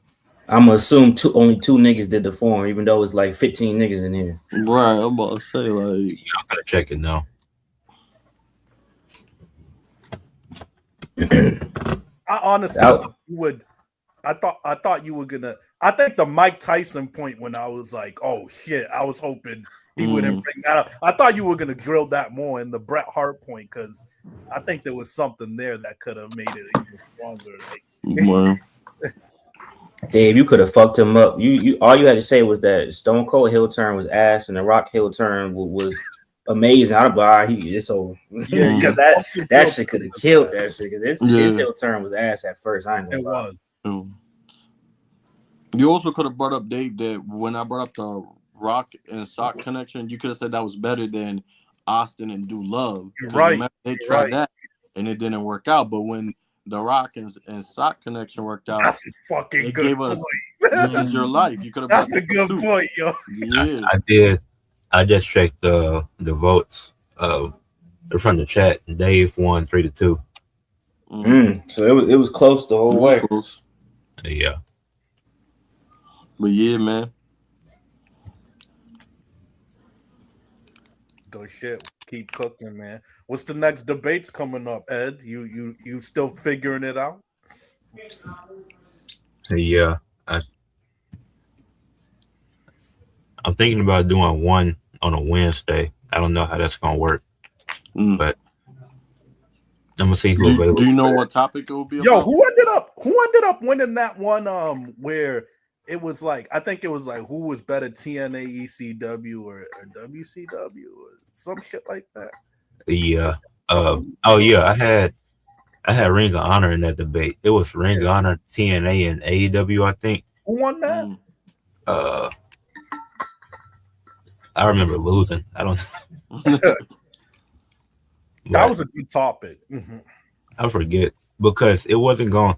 It was going to be New Japan at first, but I didn't think anybody was going to do the research for that. But K Quick had TNA, so K Quick won. TNA? Okay. Yeah. We can't keep letting him get away with this. Yeah, he did win because OG he had AEW. Yeah. Damn, don't K Quick only got three debates on his belt? How the fuck he in first place? He did 5 and he in 4th. Oh, all right. Things must have changed. Yeah. But I'm updating the standings at the moment. So let's go, man. I got one more debate, then I'm done. One more. Then I got my 10 out the way. How does the next rounds get determined? Who has a certain number? Or? What you mean? Everybody gotta do 10. I and think then whatever your record is after 10 debates, then it's like that. Some bullshit. Whoever in the once everybody do 10, who's ever in the top 8 gonna go into the playoffs, and then the judges, it's gonna be top 8 are going to the playoffs. It's gonna work the same way as NBA season. 1 versus 8, 2 versus 7, and 3 versus 6, 4 versus 5. Then I'm trying to get the judges to be people like Stu, hear these thoughts, people that aren't in the debates. So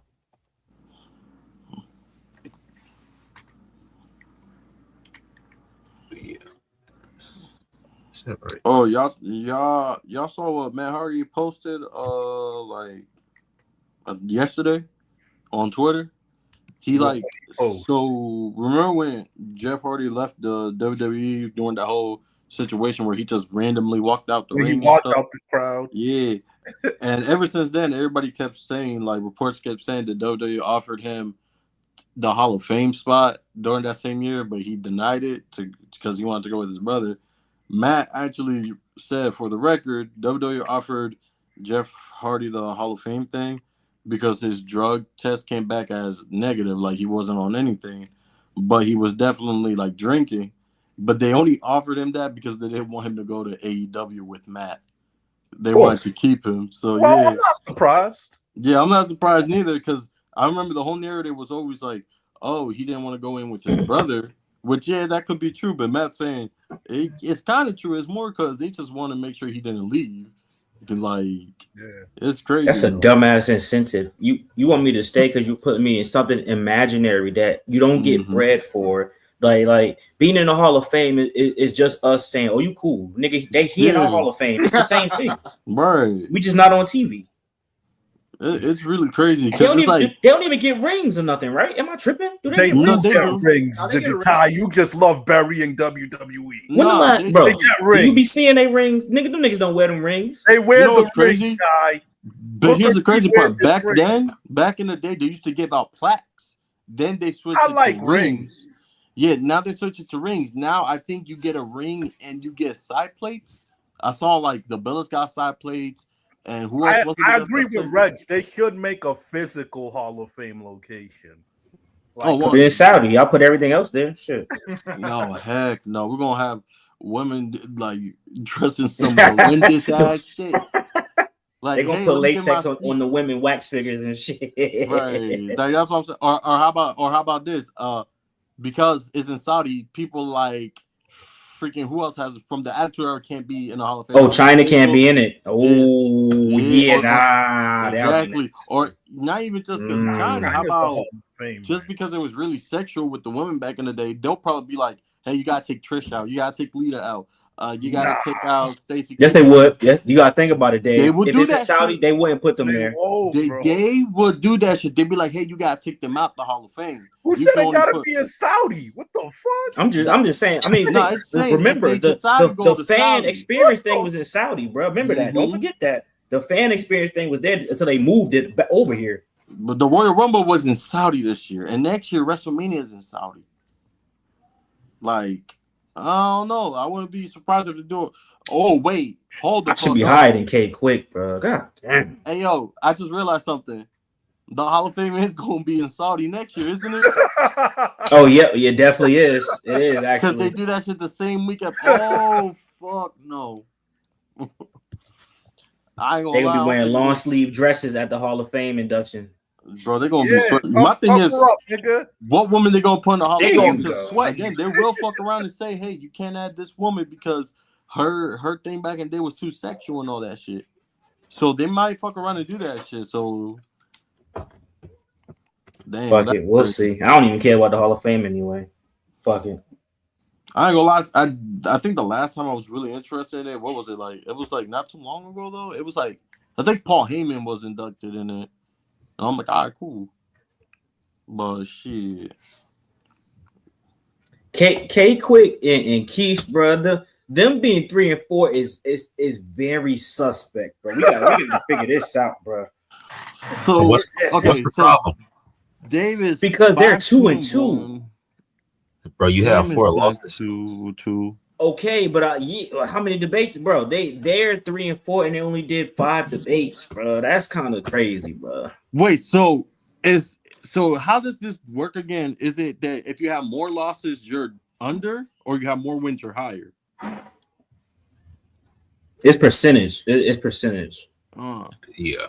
Because I'm like, so realistically, me, Keish, and K Quick and Reg, we kind of tied up low key. If you really think about it, but it shouldn't be like that because me and Reg wins and losses mean more than theirs because we got more debate. In my opinion, that's what I think. But so I have a question. Like, let me use this as an example, right? If I win the next debate, am I still at number 9, or do I move up to number 8 and take OG's spot? You would. It depends on if OG is in the debate. If y'all going against each other. If y'all either going against each other or it's not in it and you win, you will move up past them. Then you might, I think you would also move past me if I'm not in the next one because you don't have any ties. Okay. And yeah, because anybody in the top 8 is in the playoffs. So even though Watts lost, he still got a chance to make it. But I say you still got 3 left. So if you win 2 out of 3, you'll probably make it, I think. But we ain't doing no more ties anyway, though. It's over. That tie shit is over with, bro. Hell, it's playoff season, bro. Because if people tie, then it's gonna be too many ties to get in. Yeah, that makes sense. Now we'll figure the math out. Well, I will, but. Cause I ain't going to no sudden death. Fuck that. I ain't no playing games, bro. I'm not doing no playing. Hell no. A playing debate. Nah, if you're 9 and 10, you just playing tournament. Now, if you're 9 and 10, you just out. So, and then Dave moved up to 1. He passed Sam now, so Sam can stop talking about that world champ. The playoffs ain't even started. Good. Sam was getting too comfortable. Ooh, that's a good idea, Rage. Actually, K Quick and C Watts debate should kind of happen low key. We need a Keish and OG debate. I need people to debate that on debate often. Yeah, the next one, I'm not gonna say what the debate is, but it's ECW. It's ECW debate. So that's the next one. Oh yeah, I'm staying out of that one, baby. For sure.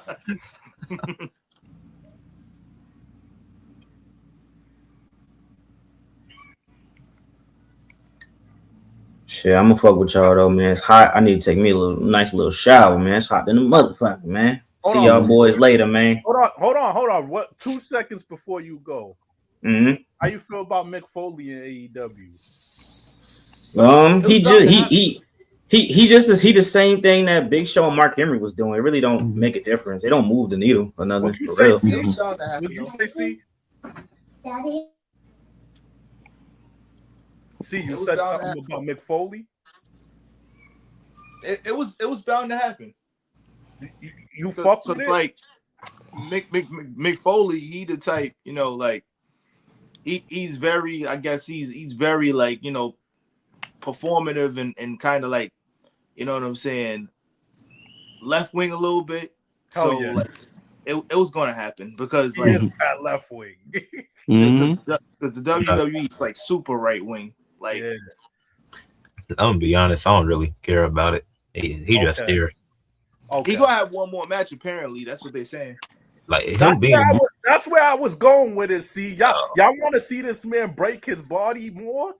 No, Hey, absolutely no, not. but at the end of the day, if Ric Flair can do it, let him do find it. a way to justify it.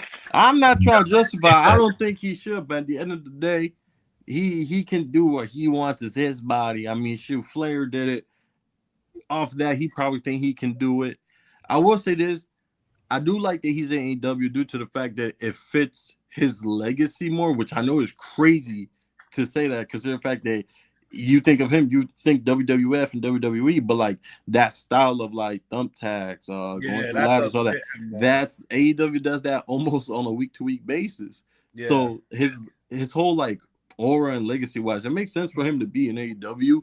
I do hope that they put him in a manager to like be a manager for a wrestler like type of role eventually. I don't know yet. Like I would say Darby Allin, but Darby already has Sting as a mentor, so he don't need no one else. You know, so I'll say like put it to someone like I wouldn't mind like someone like a Mark Briscoe or something like that. Someone that like, you know, is okay with like taking crazy ass bumps, you know, to fit the character. I ain't mad at that. I don't like seeing old guys in general. Anybody over the age of 47 don't need to be in the wrestling ring. That's your, wait, hold on. Speaking of, how the freak is it possible that Nick Aldis is gonna have a match, and he's the youngest out of the main event? Cody, Roman, Punk, all them, they're 40 and up. This man's 39. Wait, how old? Nick Aldis is 39? Yeah, he's not 40 yet. He's 39. Which is crazy because doesn't it feel random that he's wrestling? Nah, it makes sense. Not really. Doesn't it feel mad out of the blue? I'm not mad at it, but I don't think it does. I was gonna say, I think when they had to make the pivot for the Kevin Owens thing for the injury, I thought he was gonna take that spot, but I don't think he had training at that point. I don't think he was in wrestling shape to where he could have had that match. Right. He ended up saving him for something else. And once the Brock and Oba thing happened, it was like, what do we do with Gunther now? Yeah. They didn't have anything. Even though they could have went with the Fatal 4-Way, but they didn't. So I guess. But it's like Nick Aldis, he's not a soft GM where he's just gonna get pushed around. Yeah. He's a tough GM. It's like him. I like about like he stands on business. Yeah. Which that makes it feel confusing to me because it's like, who do I feel bad? Nick Aldis supposed to be soft. What did he get suspended for? Gunther started the whole thing. Right. I agree. I kind of agree with Art House. He should be wrestling Drew. He should be wrestling Randy. He should be wrestling Drew. He should have wrestled all three. I think he's going to end up terrorizing all this. The Randy opportunity was there. The Drew match. Man, Randy's back is done, bro. Yeah, his back is being held together by duct tape. Listen, man, Nick Aldis had opportunities, but I'm glad he's wrestling because I didn't get to see too much of him, but from what I've seen, I'm like, yo, this dude's pretty good.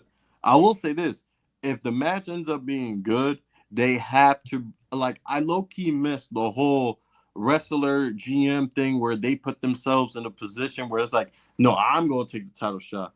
I'm a wrestler and the GM. I low-key kind of missed that, you know? So I'm like, I wouldn't mind if they bring that back for Nick Aldis. Like, he's general manager. He'd be like, listen, you know what? You're getting on my nerves. So if you want a match, you're going to wrestle me. And if I beat you, I'm taking your title opportunity, this and that. Like, I wouldn't mind that, low-key. Yeah, Like, I can see that. I can see that. Like, because him turning heel mhm. and taking opportunities would probably, because they need a heel on SmackDown right now. Like, they need a real reliable heel, and that could be They the do. easiest way to get him over and get the crowd to really just start booing him and stuff like Mhm. that. So I can see that. Yeah, because SmackDown don't really got a good heel right now. Like, because I ain't gonna lie, I don't consider Trick a heel. He's not a heel. Nah, Trick is a Now he a baby. face now. He a face now, because I haven't watched lately, but I'm like, yo, he's getting way more part. He ain't a heel. He's a Like, baby.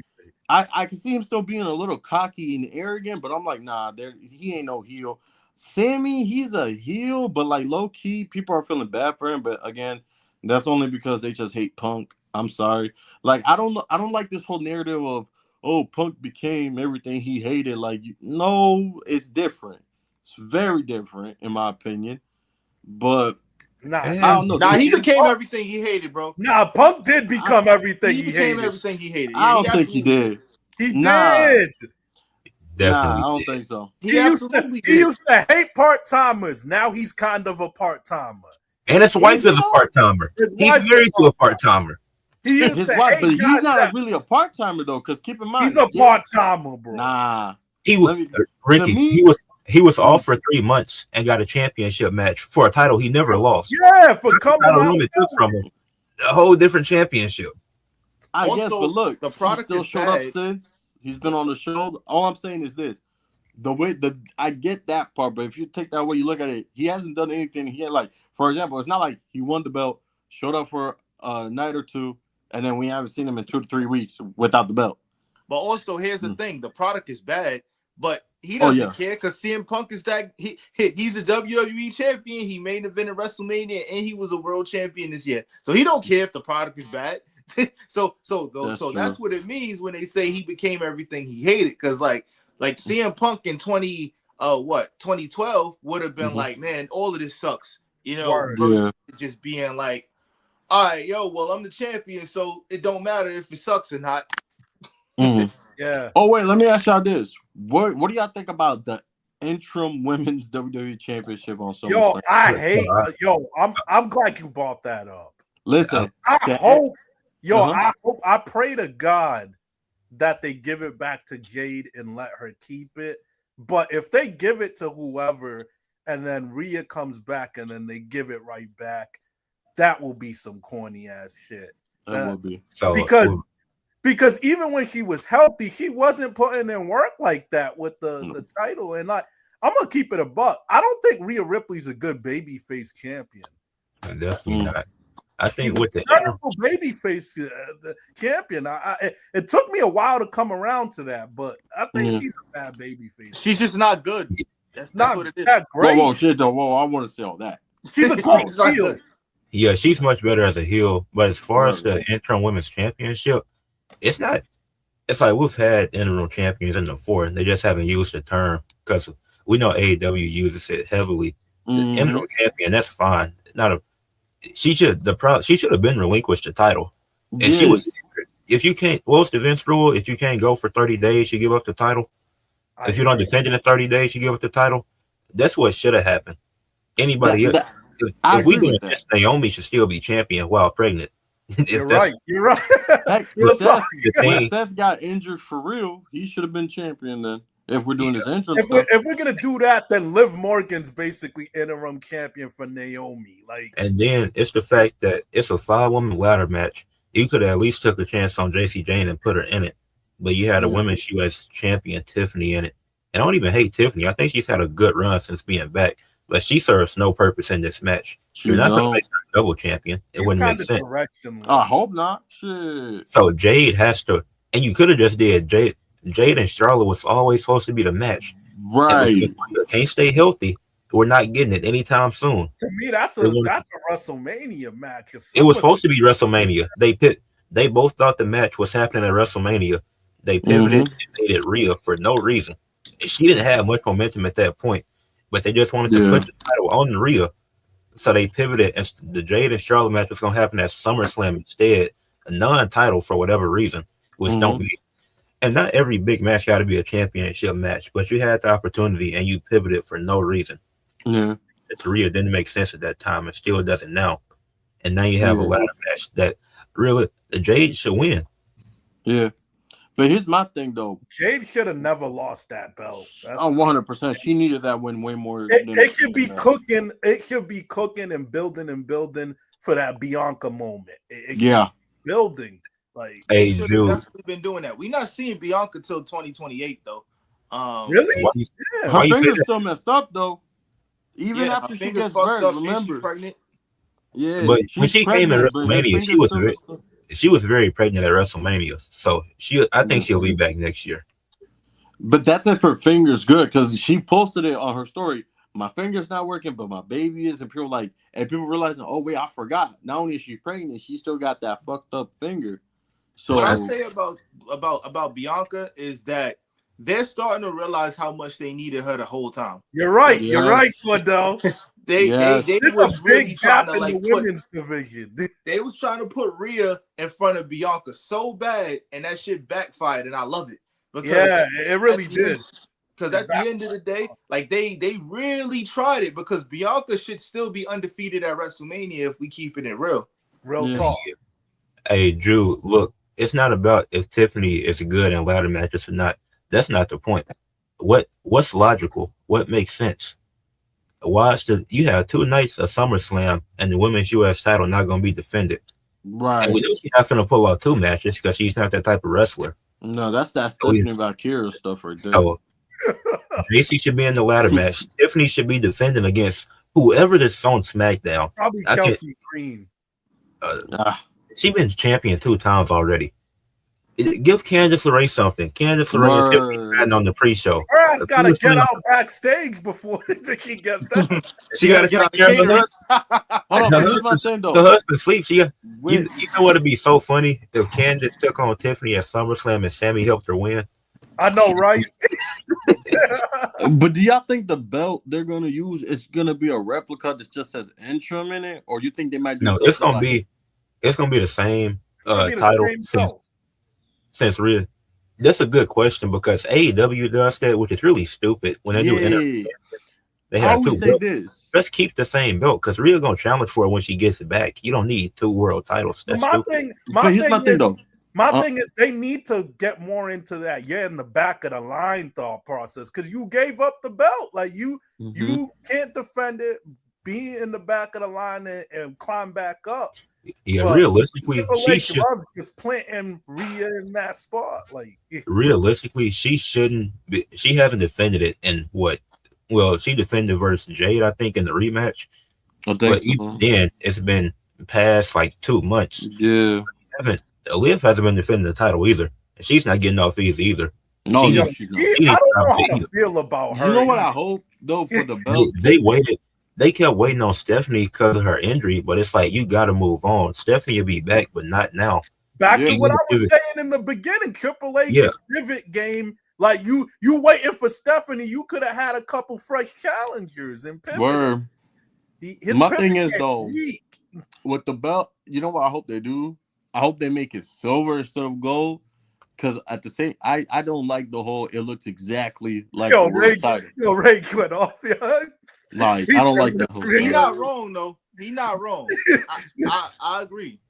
I don't think they're the worst. I think the worst champions. Yes. I think Rhea's definitely overrated. Liv, I can see, but I do think Liv's improved over the years. Nah, Liv has I wouldn't even say from her first debuting with the Riot Squad to now, much better. I think it's a book. Liv is a book. It's actually a booking thing where Rhea is just like, no, she's just not as good as they want her to be, and she's not as good as people portray her to be. Also, it's also the fact that her style changed though, because when she was her style's not different. You know, she was lifting them and all. Now she's like more lean and stuff, and she and I get it. You know, she's going through some health stuff. I get that too. But that's like a complete 180 from her regular style. You know what I mean? But again, also, I think it has to do with the booking for both of them. Like, for example, Liv, she really should. Why ain't Liv coming out at least every other week defending the belt? Just be like, you know what? Raquel should have beat Liv. 100%. I'm still going to stand on this. Raquel should be women's world champion right now.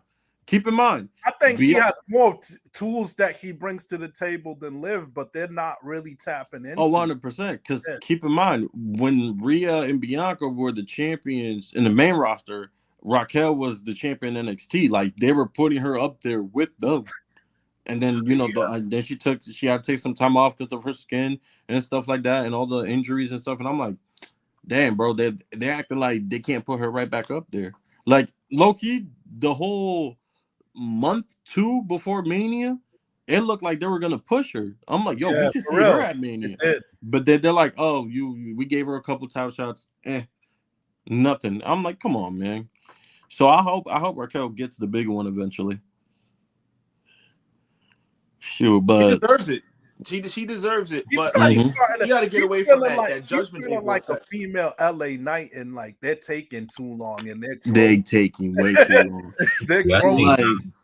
And a part of me wants to be like, oh, she's still young and stuff, but keep in mind, in wrestling, they treat the woman way different. By the time they in their late 20s, WWE is already ready for them to be like, all right, we're gonna put you down the card and stuff like that. They already be like that. Look, they low-key kind of changing it now, but you might have stumbled upon a probably good future debate topic, Ricky. Do women get like a different set of window to succeed or get a push? Or I don't think we had a debate, but I think we brought it up when it can't. I think it was a man versus woman thing. Yeah. Low key, we did, and that was one of the points. Like when by the time like these women hit their 30s, like not even 30, late 20s, low key WWE is ready to write them off, and treat them like if they on some like Goldberg shit where he's fit to be like, yeah, you come back here and there. But even then, they treated Goldberg way better than they did to a lot of these superstars, women that were in their 30s. Let's keep it a buck. And that boy, a grandfather, old enough to be a grandpa. That's just the fact. Shit, but I don't know, man. Like, for example, here's a good example. Paige, she's only like, what, 30, 31, 32? Around there? She's still mad young. It feels like she older, though. Yeah, it feels like it's because WWE pushed her at such a young age. Yo, I ain't gonna lie. Her comeback has been trash, yo. She is old in wrestling terms with how long she's been wrestling. But here's the thing, though. We can say that. Well, yeah, wrestling terms, yeah. But keep in mind, Undertaker, Shawn Michaels, and them, they didn't start putting them bangers until they were in their mid-30s. So I'm like, yo, some people's best run come late. That's the thing, though, Ricky. How many women can we say that about? Like that they were in their 40s putting on bangers. You know what I'm saying? But to be fair, the only ones we can say a lot of them. But that's because they didn't get the opportunity. Keep that, like I said, they ready to like shut the door on them once they close to. We get Stratus opportunities. But I feel like even now, some of the women just don't want to do it because they want to have families and stuff. So yeah, true. And also Trish Stratus, like here's a good, not Trish Stratus, Tiffany Stratton, good example. She said by the time she's 30, she's ready to stop being in WWE and going to Hollywood. And she's like what, 20, 25, 27? That's the Rock effect. Mm-hmm. But yeah, like 39 right now. She said this is her last contract because she's taking care of her daughter after this. Who, Becky Lynch? Yeah, she said this is her last contract. How old is Becky? At 39. Oh, she's 39? I ain't gonna hold you. It might be time for Becky to ride off in the sunset, bro. Like I think so too. I think her peak was already passed. I think her peak passed. I think a lot of women's peak passed, and again, it also goes to the fact that Loki, like that the man thing worked. Big time. The man thing is done. It was all right. I wasn't a big fan of Big Time Bex. The NXT run where she went back to win the NXT title, I felt like it was more of like, oh, just to give her championships while we take a break from the world title. That's I thought it was good though, because she did. I mean, her and Charlotte are the same thing essentially. Going back to NXT. Oh yeah, they did the same thing with Charlotte. I felt like Charlotte was more of the, oh, y'all complaining so much that she's world champion, fine, but we're like, oh, we still need her as champion. They always Becky, Becky ended up putting over Tiffany, and Charlotte ended up putting over Rhea. So. Yeah. But I don't know, man. A lot has happened. But yeah. Oh, and earlier I think Bailey is going to AEW. Why not? Like, Absolutely, she's facts. she's not being respected in WWE. Like WWE, when it came to the 4 horsewomen, they always favored Charlotte. Let's keep it a buck. And I'm talking main roster, of course. NXT, I felt like they were actually the same level. They always favored Charlotte. Becky blew up and all that. And Bailey blew up, but what I hate about the Bailey thing is when she turned heel, it was dope. You know, she had kids crying and stuff, but the pandemic happened, so there wasn't the live audience to like react to her heel stuff. You know what I mean? And Sasha's always been a good heel, but you know, every time they gave her a belt, she lost it. Like the next defense, you know. So they never really treated them main roster wise. They never treated them the right way. Whereas AEW, I ain't gonna lie, if I'm Bailey and I'm looking at my best friend in the competition and seeing how she's being treated and seeing how much she's getting paid on, I'm like, yeah, I'm going there. Cause shoot, like she'd be she'll probably listen. Mercedes right now is doing the best work of her entire career. This AEW run's way better than her WWE run. The only thing you can do is make an argument for the NXT run. And even that, I think you can say AEW is better because, bro, she had what, 13 fucking belts? And like 9 of them were like world titles? Yeah, I think it's time for Bailey to close the door on her WWE stint. Like they keep because look, in AAA, they gave her a reaction. And you know what pissed me off about that?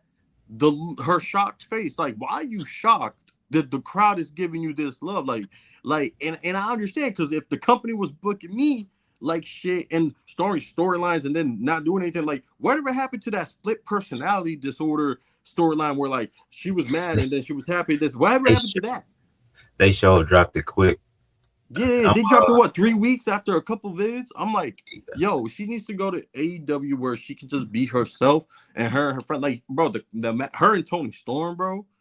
Now that's gonna be a good match. Her, girl who just blew up Maya's World. I want to see that. Like, come on, Willow, all that. I'm gonna answer this question, then we'll head up. And pretty sure this is Drew. Need to keep changing his name. Anyways, it said he's keeping Bailey off TV for 5 to 6 months. They low-key kind of do that. They do be. I mean, realistically, let's just say she does come back on Raw. What is there for her to do? She just lost to Lara, so she doesn't have momentum. As Ricky just said, they dropped the story of her having a split personality. So I think we have nothing.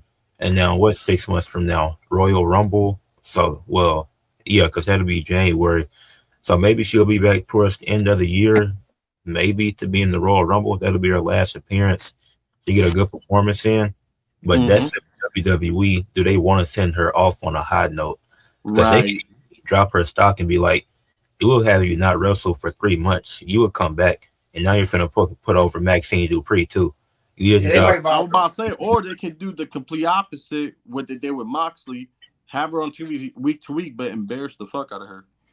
Or it's then like, do we send her to AAA when we did with the War Raiders and Legato, and she just chilled down there? She's having banger matches, people enjoying it, but not everybody is accessible to it because AAA is still not the most. It's not even more popular than TNA, I think. So it's like I know it's popping, but it's like not everybody is watching it.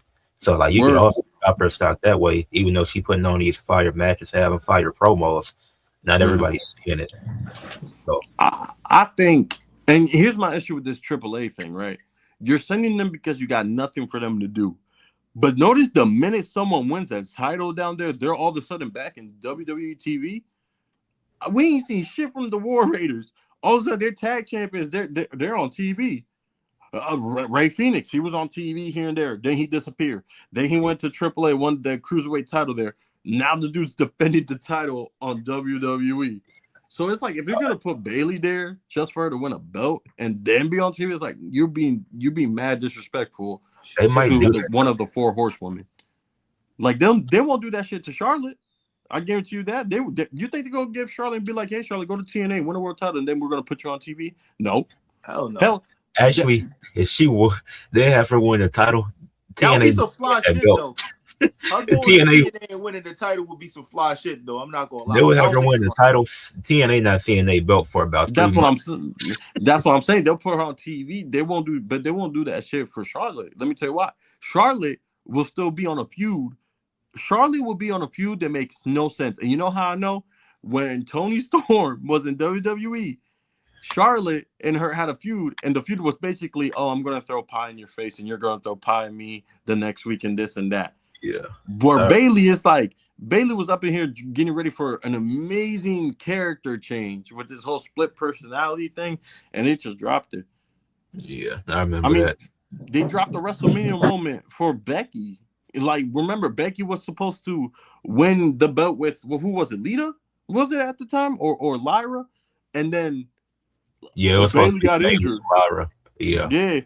Bayley got injured, and then bang.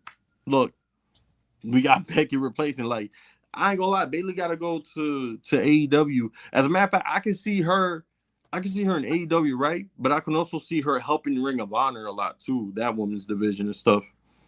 Yeah. Like, she can do so much down there, bro. And then also they work with New Japan.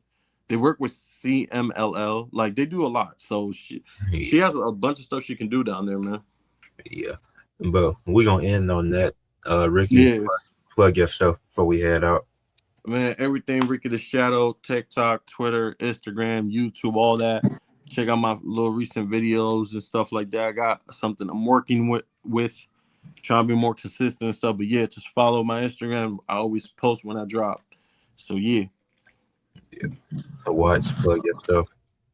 C Watts NYC on everything. Cordell Watts TV on YouTube. We making some strides. I'm about to be back. About to see what's going on. A lot of people just been, telling me to get back on the YouTube stuff. So I'm gonna do it. I'm gonna do it. This is, I'm playing. Yes, sir. Hey, make sure y'all follow me on Instagram and Threads at the Paradox Said. Subscribe to my YouTube channel and TikTok, Ed Fluential Sports, covering all things sports, and obviously continuing the debate series. Then we'll probably have another one at the end of the month. We'll probably do it on a weekday. Make sure y'all stay tuned for that as I'm on the road to 1K. Like, comment, subscribe, and share. Peace.